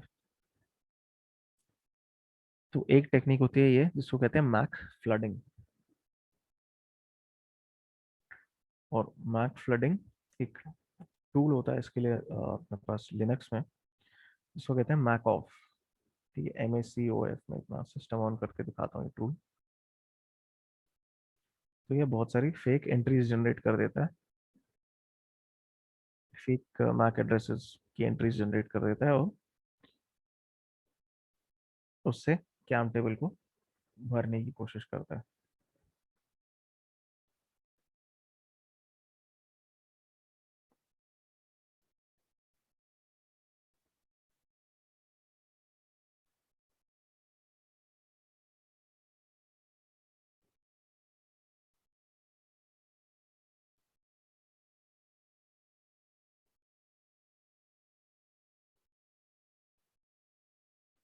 ये देखो जो मैं टूल बता रहा था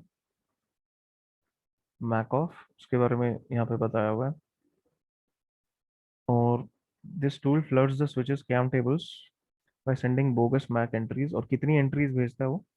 131,000 पर मिनट, मतलब every second more than 2,000 entries वो भेज रहा है। हर सेकंड में 2,000 एंट्रीज से ज्यादा वो भेज रहा है, तो बहुत ही जल्दी कैम टेबल को वो भर देता है पूरी तरह से।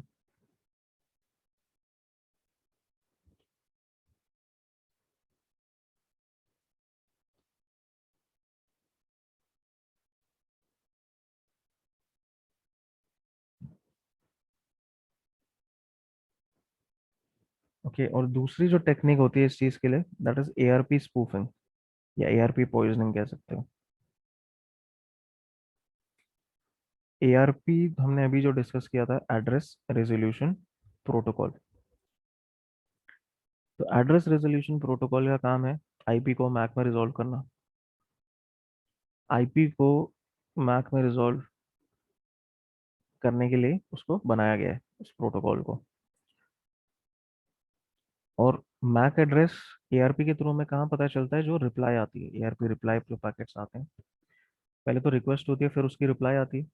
तो जो रिप्लाई आया है उसमें हमें पता चलता है कि जिस डिवाइस ने वो रिप्लाई भेजी है उसका मैक एड्रेस क्या है। तो ARP, अब ये जो डेटा है जो ARP रिक्वेस्ट से मिलता है, स्विच तो चलो अपना कैम टेबल अलग रखता है, ठीक है, लेकिन हर डिवाइस जो है इंडिविजुअल, हर डिवाइस का अपना एक ARP कैश होता है।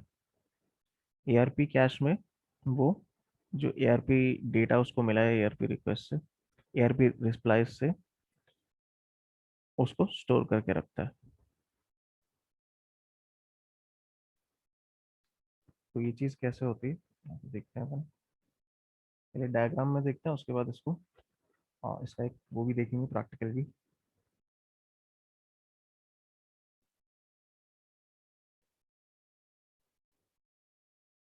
तो यहाँ पे डायग्राम है कि ARP पॉइजनिंग कैसे होती है उसका।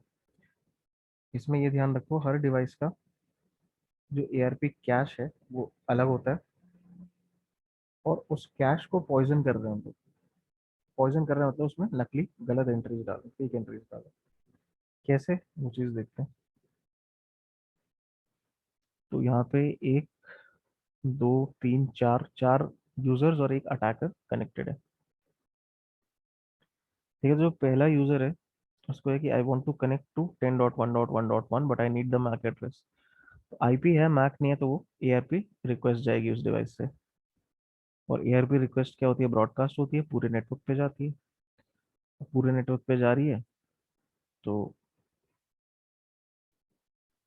ये जो यूजर्स हैं B C D सबके पास जाएगी, और अटैकर भी सेम नेटवर्क पे ही है, उसके पास भी जाएगी ये रिक्वेस्ट। तो अब जब इसके पास रिक्वेस्ट गई अटैकर के पास, अब हालांकि अटैकर का वो IP एड्रेस नहीं है जो इसने मांगा है, ठीक है, 10.1.1.1 जो है वो अटैकर का IP नहीं है, वो इस यूजर B का IP है। अब बाकी C और D जो है वो तो कुछ नहीं करेंगे। यूजर B का क्या है, लेकिन उसका वो IP है, तो अपने मैक एड्रेस से वो रिस्पॉन्ड करेगा, ARP रिप्लाई भेजेगा। लेकिन अटैकर क्या है, वो भी रिप्लाई भेजेगा कि हाँ ये 10.1.1.1 मेरा IP है, और वो अपना मैक एड्रेस वहाँ पे ARP रिप्लाई में भेज देगा। तो अब अटैकर तो ये मल्टीपल रिप्लाईज भेजेगा, क्योंकि एक्चुअल लेजिटिमेट जो यूजर है उसने भी रिप्लाई भेजा होगा। सर वॉइस नहीं आ रही है आपकी से। अब आ रही है?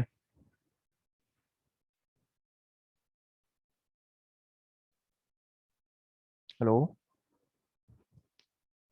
अब वॉइस आ रही है क्या?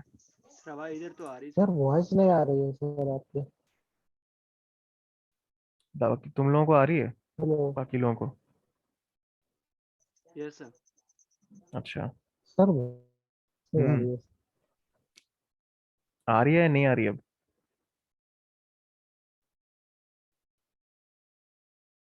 हेलो, आ रही है सर, मुझे आ रही है। आ रही है। अभिषेक, तुम्हारा क्या स्टेटस है भाई? हाँ हाँ हेलो हाँ सर। आ रही है, ठीक है। हाँ सर अभी आ रही है सर। बीच के पहले सर आवाज नहीं आ रही थी इससे पहले सर। फिर मैं बीच? डिस्कनेक्ट भी हो गया, ऑटो कनेक्ट भी हो गया। अच्छा, तो यहाँ पे देखो, हम डिस्कस क्या कर रहे हैं कि ARP पॉइजनिंग कैसे काम करती है। सबसे पहले क्या होता है कि जो एक यूजर है उसने एक ARP, यूजर मतलब ये हमारा टारगेट है यहाँ पे। जी सर। सॉरी, ये टारगेट नहीं है, जो यूजर बी है वो टारगेट है। सॉरी फॉर द कंफ्यूजन, वो हमारा टारगेट है। अब उसके लिए एक वो जा रही है, ARP रिक्वेस्ट जा रही है कि ए को बी को कुछ भेजना है। बी हमारा टारगेट है, तो ए बी को कुछ भेजना चाहता है, और वो ARP रिक्वेस्ट भेजेगा, क्योंकि उसको उसका मैक एड्रेस नहीं पता, IP पता है, मैक नहीं पता। तो ARP रिक्वेस्ट भेजेगा, ब्रॉडकास्ट होगी नेटवर्क पे, सबको मिलेगी। और बी तो रिस्पॉन्ड करेगा कि हाँ ये मेरा ही IP है, मेरा मैक एड्रेस ये है, और वो ARP रिप्लाई भेजेगा। लेकिन जो अटैकर है वो भी रिस्पॉन्ड करेगा, वो भी रिप्लाई भेजेगा कि हाँ ये मेरा IP है, मेरा मैक एड्रेस ये है। इस तरह से करके वो एक रिप्लाई भेजेगा ए को। तो बी ने भी रिप्लाई भेजा है, ए ने भी रिप्लाई भेजा, जो भी लेटेस्ट रिप्लाई होता है उसको वो डिवाइस अपने कैश में रखती है। तो अटैकर क्या है, मल्टीपल टाइम्स भेजेगा, ताकि उसके कैश में, यूजर ए के कैश में बी का ही, सॉरी, बी के नाम की जगह इसका मैक एड्रेस हो। तो यहाँ पे यूजर ए का ARP कैश हमने पॉइजन कर दिया, तो क्या है कि जितना भी डेटा बी को जाएगा उससे, वो सारे डेटा मैं सुन सकता हूँ, मतलब देख सकता हूँ। क्यों? क्योंकि मैंने उसके कैश में क्या डाल दिया कि मेरा IP है ये और मेरा मैक एड्रेस ये है, तो जो भी डेटा वो बी को भेजना चाहता है उसकी जगह वो मेरे को जाएगा डेटा। तो सर वो बी भी इस डाटा को पढ़ जब मान लिया जाए, अगर यूजर ए ने यूजर बी को कोई भी डाटा भेजा है, कोई भी हाँ। इंफॉर्मेशन भेजा, हम्म। तो जैसे मैं सुनना चाहूंगा या देखना चाहूंगा तो उस मेरे अलावा वो भी देख के सुन सकती है या फिर ऐसे ही नहीं, सिर्फ वो मैं? डेटा फिर मेरी डिवाइस उस डिवाइस को फॉरवर्ड कर देगी, बट पहले वो डेटा मेरे पास आएगा। उसके बाद उस पे जाएगा?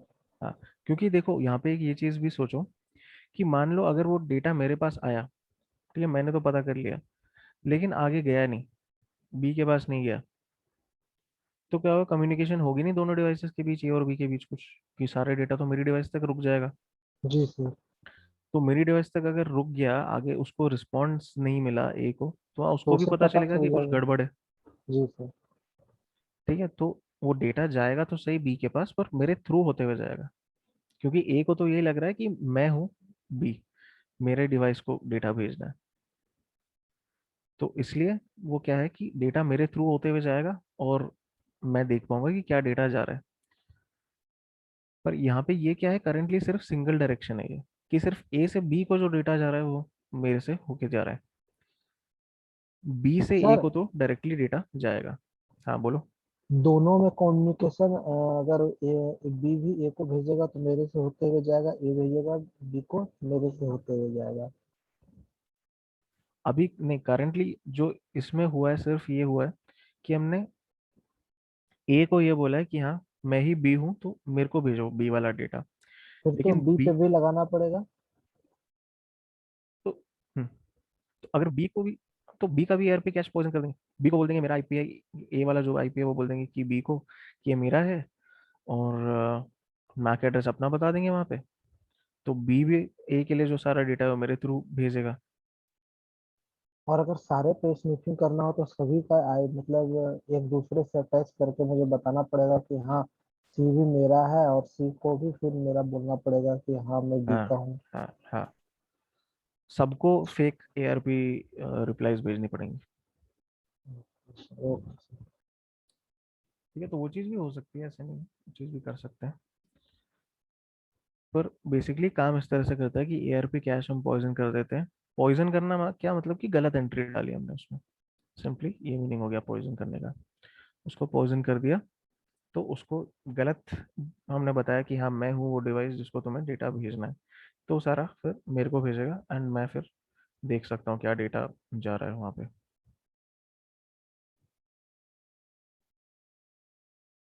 तो इसलिए फिर इस टेक्निक के थ्रू हम स्निफिंग कर सकते हैं।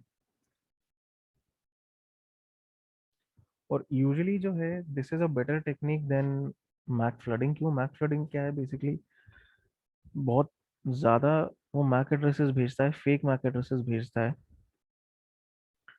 तो उससे क्या होता है, कभी कभी नेटवर्क पे ओवरलोड हो जाता है, बहुत ज़्यादा डेटा आ जाता है तो बहुत ही स्लो हो जाता है नेटवर्क। और कुछ केसेस में कुछ राउटर्स या कुछ स्विचेस वो क्रैश भी हो सकते हैं उसके चक्कर में। इसलिए ज़्यादातर केसेस में this is a much better technique. ठीक है, तो इसका हम लोग देखते हैं प्रैक्टिकल लिनक्स में आके अपने, कि जो टूल हमें यूज़ करना है वो लिनक्स का है। अच्छा, मैं यहाँ पे करूँगा क्या कि लिनक्स में टूल यूज़ करके, और अगेन दूसरी एक वर्चुअल मशीन है सेम नेटवर्क पे विंडोज़ वाली, उसका हम लोग डेटा स्निफ करेंगे कि क्या डेटा जा रहा है नेटवर्क पे। तो सेम नेटवर्क पे, सर हाँ सर डेटा शेयर नहीं हो पा रहा है सर वहाँ पे। क्या, सर मैंने सर ऐड पाथ उसका ऐड कर दिया है, बट बीएमपी हमें पता नहीं लग पा रहा है ये फोल्डर मिलेगा कहाँ पे हमें। तुमने उसका कोई पाथ बताया था? Yes sir. क्या पाथ दिया था VMware में, सर मतलब मैं एक वर्चुअल बार स्क्रीन मशीन में? शेयर करूँ। हाँ करो।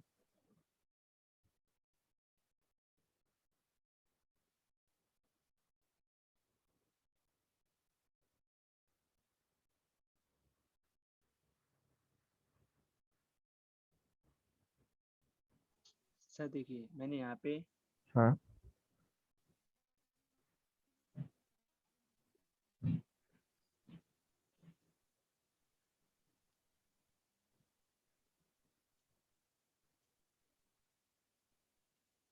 ठीक है सर। सर ये दो मैं पाथ दे रखे हैं। पोस्ट पाथ, अच्छा यस सर। और मैंने सर ये ठीक है। फोल्डर ये मिल गए हैं कहाँ पे, ये हो नहीं पा रहा है। अच्छा, हम्म, और ये हम नेम डन क्या, सर। एक सेकंड, उसका फोल्डर का एक्चुअल नाम क्या दिया हुआ है तुमने? Sir trading. ट्रेडिंग नाम से फोल्डर दिया है, यस अच्छा। सर। ओके,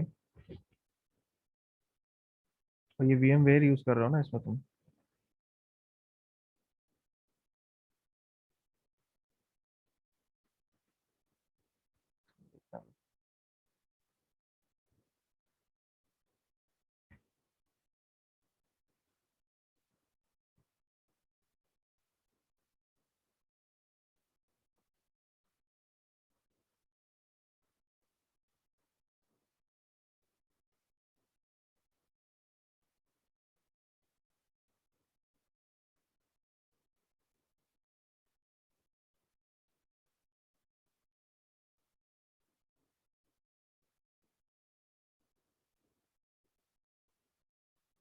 अच्छा, इसमें जाओ अपने VM में जो वो होता है फाइल एक्सप्लोरर, उसको खोलो।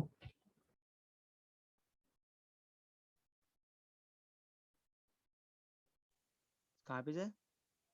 जो वर्चुअल मशीन है, अच्छा इसमें, हाँ नेटवर्क, उसको थोड़ा वो करो, मैक्सिमाइज करो।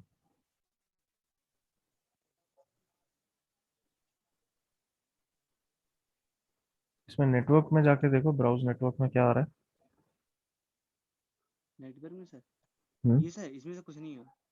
कुछ नहीं आ रहा है? अच्छा, नो सर, 1 मिनट अभी ओपन हो अच्छा गया। जाओ फाइल सिस्टम में जाके देखो एक बार। हाँ नहीं, छोड़ दो उसको, नहीं आ रहा ना तो छोड़ दो। फाइल सिस्टम पे जाओ। Yes sir. फाइल सिस्टम में इसमें मीडिया में जाके देखो। मीडिया जो डायरेक्टरी है, मीडिया मीडिया मीडिया। अच्छा नहीं, इसमें भी नहीं है। जाओ बैक जाओ। माउंट में है क्या, एमएनटी में? Mount MNT 1 empty sir. अच्छा, इसमें भी नहीं है। सेशन देखना पड़ेगा एक second।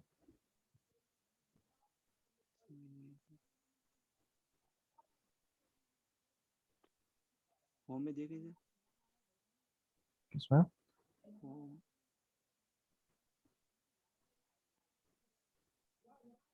नहीं, नहीं है सर। डेस्कटॉप पे तो नहीं होगा वो।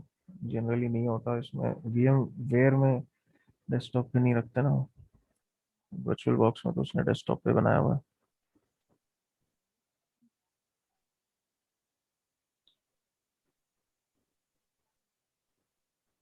अच्छा, एमएनटी में खाली था एकदम? Yes sir.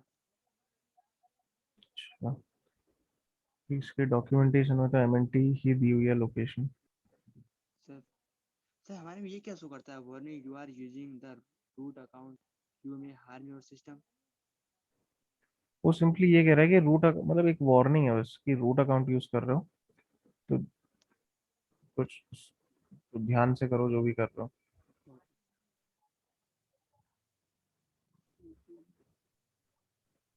एक बार दोबारा माउंट में जाके देखो क्या दिखा क्या रहा है एमएनटी में। एकदम एम्प्टी शो कर रहा है क्या उसको? यस सर, जीरो आइटम लिख अच्छा, के शो कर जीरो रहा है। आइटम्स, अच्छा।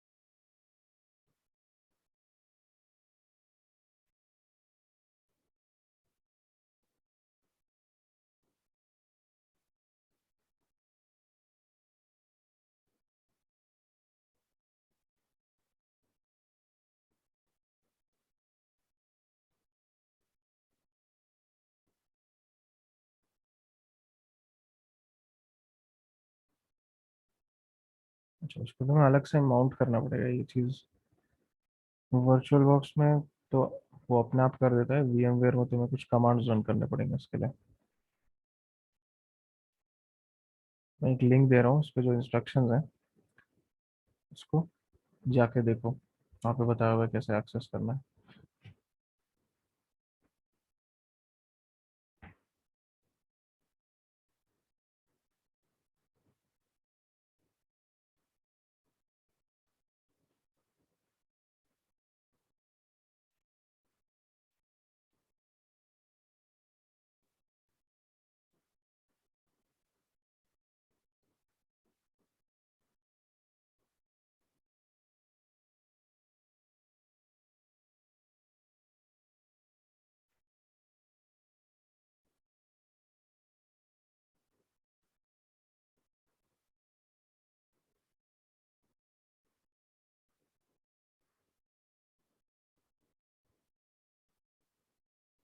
ठीक है, तो ये इंस्ट्रक्शन इसमें दिया हुआ है, इसको जाके एक बार फॉलो करो तो हो जाना चाहिए।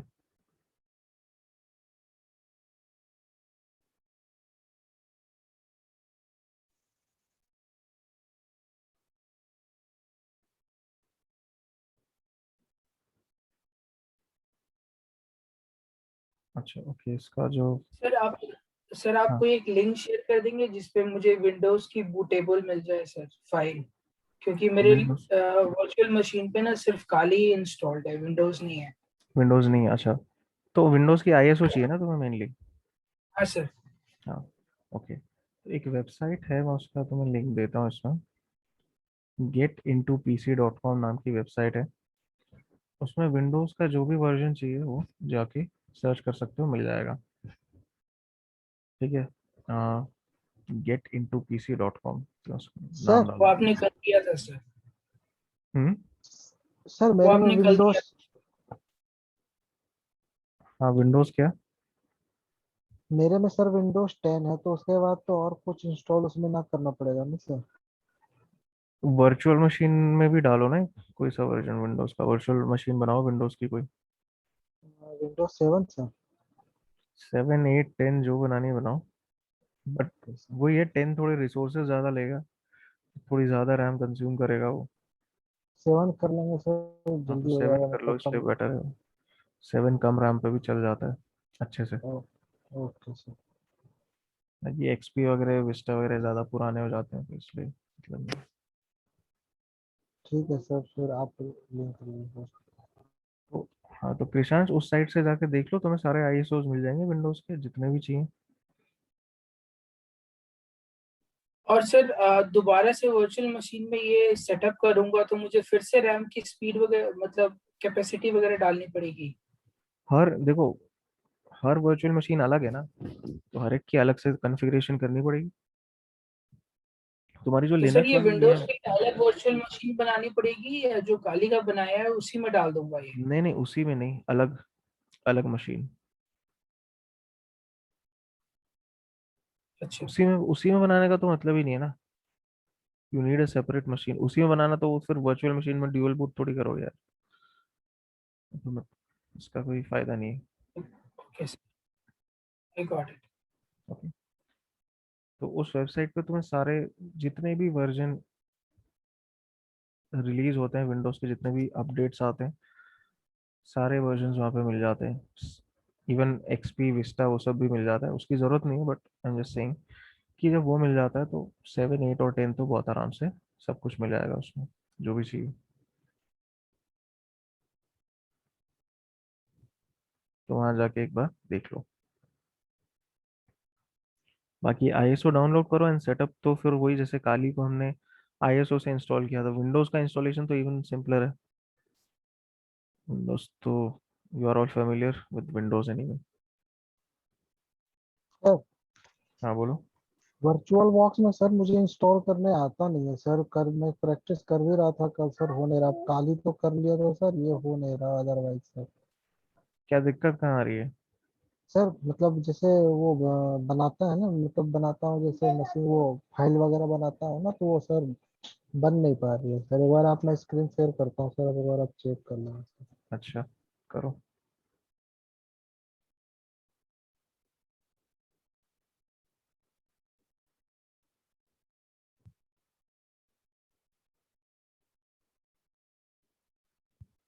हाँ बताओ क्या इशू आ रहा है।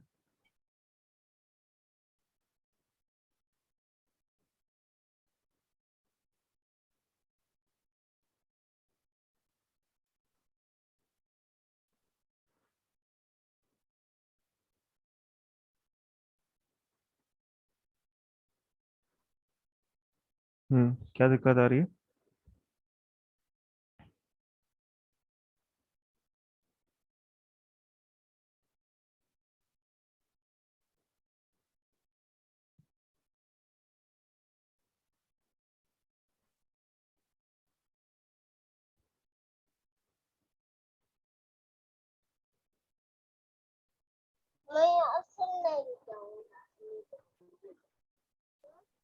सर इसमें फिर इसको करेंगे कैसे सर? काली के टाइम क्या किया था तुमने, किस तरह से बनाई थी काली जो मैंने मशीन तो बनाई सर थी? इस टाइप से ही बनाई थी सर मैंने।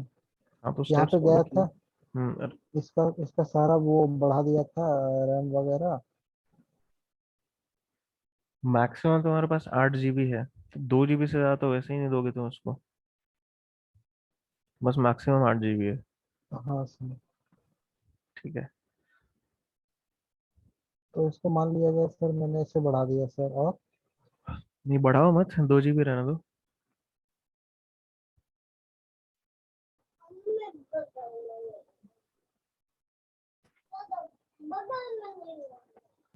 उसके बाद सर क्या करना है सर? उसके बाद नाम दो कोई मशीन को, मशीन फोल्डर कहाँ पे डालनी है, वर्चुअल मशीन कहाँ इंस्टॉल करनी है वो स्पेसिफाई करो। तो ये सर जैसे मैंने वो पासवर्ड अटैकर डालना था मुझे, तो मैं तो ये यहाँ गया था और ये मतलब ऐसे कि कहाँ जाके। रखनी है वर्चुअल मशीन, कहाँ स्टोर करनी है, फाइल्स कहाँ रखनी है उसकी। सर जैसे लगाया है ना काली सर, उसी टाइप से सर। कहाँ उसकी और फाइल रखी है तुमने? और मैंने उसकी फाइल रखी है सर। एक मिनट सर।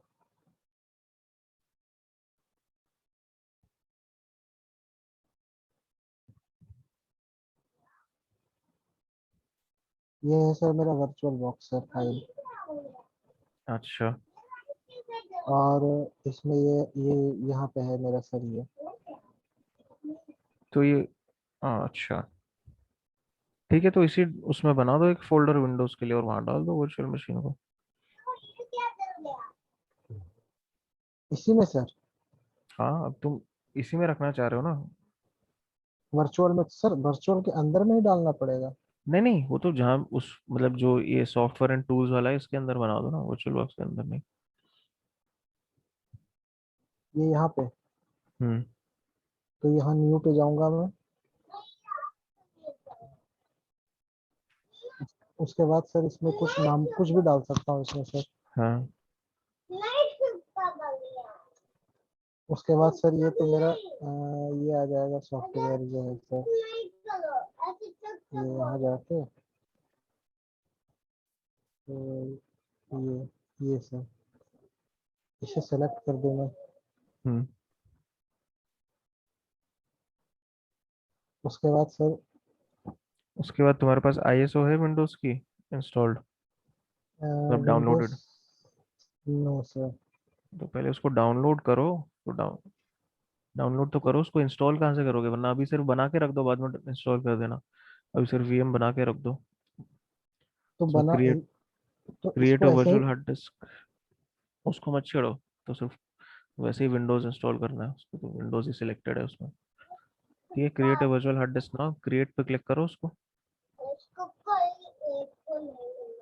क्या पूछ रहा है, लोकेशन? लोकेशन तो तुमने दे ही दी है।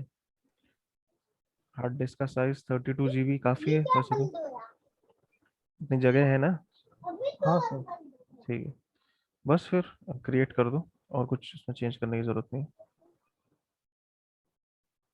और उसको उसके बाद सर, आईएसओ, अब आईएसओ डाउनलोड करना है विंडोज़ की, उसके बाद इंस्टॉल तो करो उसको। तो सर ये तो एक बार मैं अगर आईएसओ डाउनलोड कर लेता हूँ विंडोज का, तो उसके बाद वो तो कभी भी काम आ सकता है, कितना भी टूल्स अगर मैं डाउनलोड करूँ तो? हाँ। तो सर इसका आईएसओ मैं कैसे डाउनलोड करूंगा फिर? जैसे मान लिया जाए मैं ये गया है इसे, यहाँ लिखूंगा आईएसओ विंडोज ना सर? मैंने वेबसाइट का एक नाम बताया ना, वहाँ से डाउनलोड करो। कहाँ पे सर? अभी जो आपने दिया था सर? हाँ, getintopc.com। ये ना सर? हम्म। तो इसमें सर विंडोज का आईएसओ पता कैसे लगेगा सर कि ये आईएसओ फाइल ही है? ऑपरेटिंग सिस्टम्स पे जाओ, या विंडोज 7 सर्च कर लो सीधा।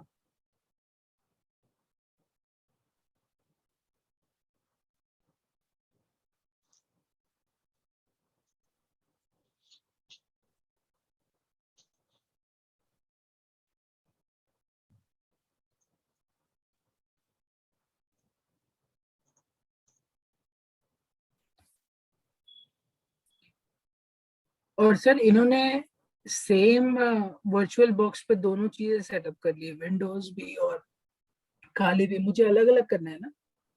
Same virtual box virtual box तो सेम ही रहेगा ना, वर्चुअल बॉक्स थोड़ी दोबारा इंस्टॉल करोगे, दो अलग अलग अच्छा मैं वर्चुअल उसी मशीन्स ही तो बना रहे हो, और क्या कर रहे ओके हो? ओके अच्छा अच्छा सर ये आ नहीं रहा सर, एक मिनट सर।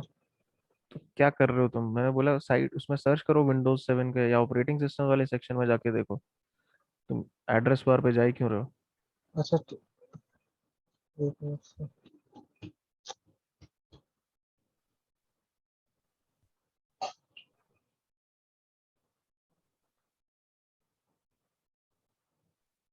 कहाँ मिलेगा सर, ये तो है नहीं सर, इसी में से किसी में भी मिल जाएगा सर। ये तो बाकी अलग सॉफ्टवेयर है ना जो उन्होंने अपलोड किए हैं। अच्छा, तो उस पे जाना पड़ेगा सॉफ्टवेयर कैटेगरी पे सर। उसके साइड में ऑपरेटिंग सिस्टम्स दिया हुआ है ना। अच्छा, तो ये विंडोज 7 लिखा हुआ इसी पे जाना होगा, इस पे क्लिक कर दूं सर? हाँ कर दो। उसके बाद सर? उसके बाद नीचे आएगा लिंक डाउनलोड का।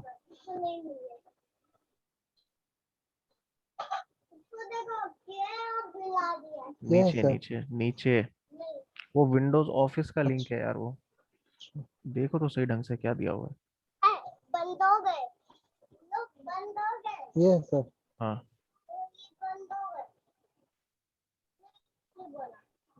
फिर अभी स्टार्ट होगा डाउनलोड, सो करो। आईएसओ फाइल मिलेगी वहां पे से, फिर योर उसको यूज रिक्वेस्ट करना। विल बी गारंटेड फ्रॉम हाँ लिनक्स सर्वर लिखा है सर। ठीक है। तो सर आईएसओ, ये तो सर 3 GB का बता रहा है सर। तो आईएसओ तो उतनी होती है और क्या। सर मेरे में तो इतना, सर 2 GB का रहता है सर मेरे में सर। क्या? तो इससे सर मैं फिर बाद में करूंगा सर। हाँ बाद में करो, अभी छोड़ दो, बाद में कर लेंगे। Okay sir. ओके। अच्छा ठीक है, अब तो हो गया टाइम, फिर अपन कल ही आगे कंटिन्यू करते हैं, उसका प्रैक्टिकल है।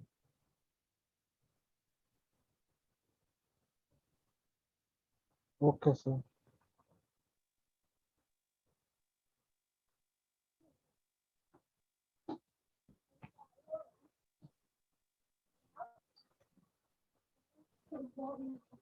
सर हम्म। मेरा सर ना वो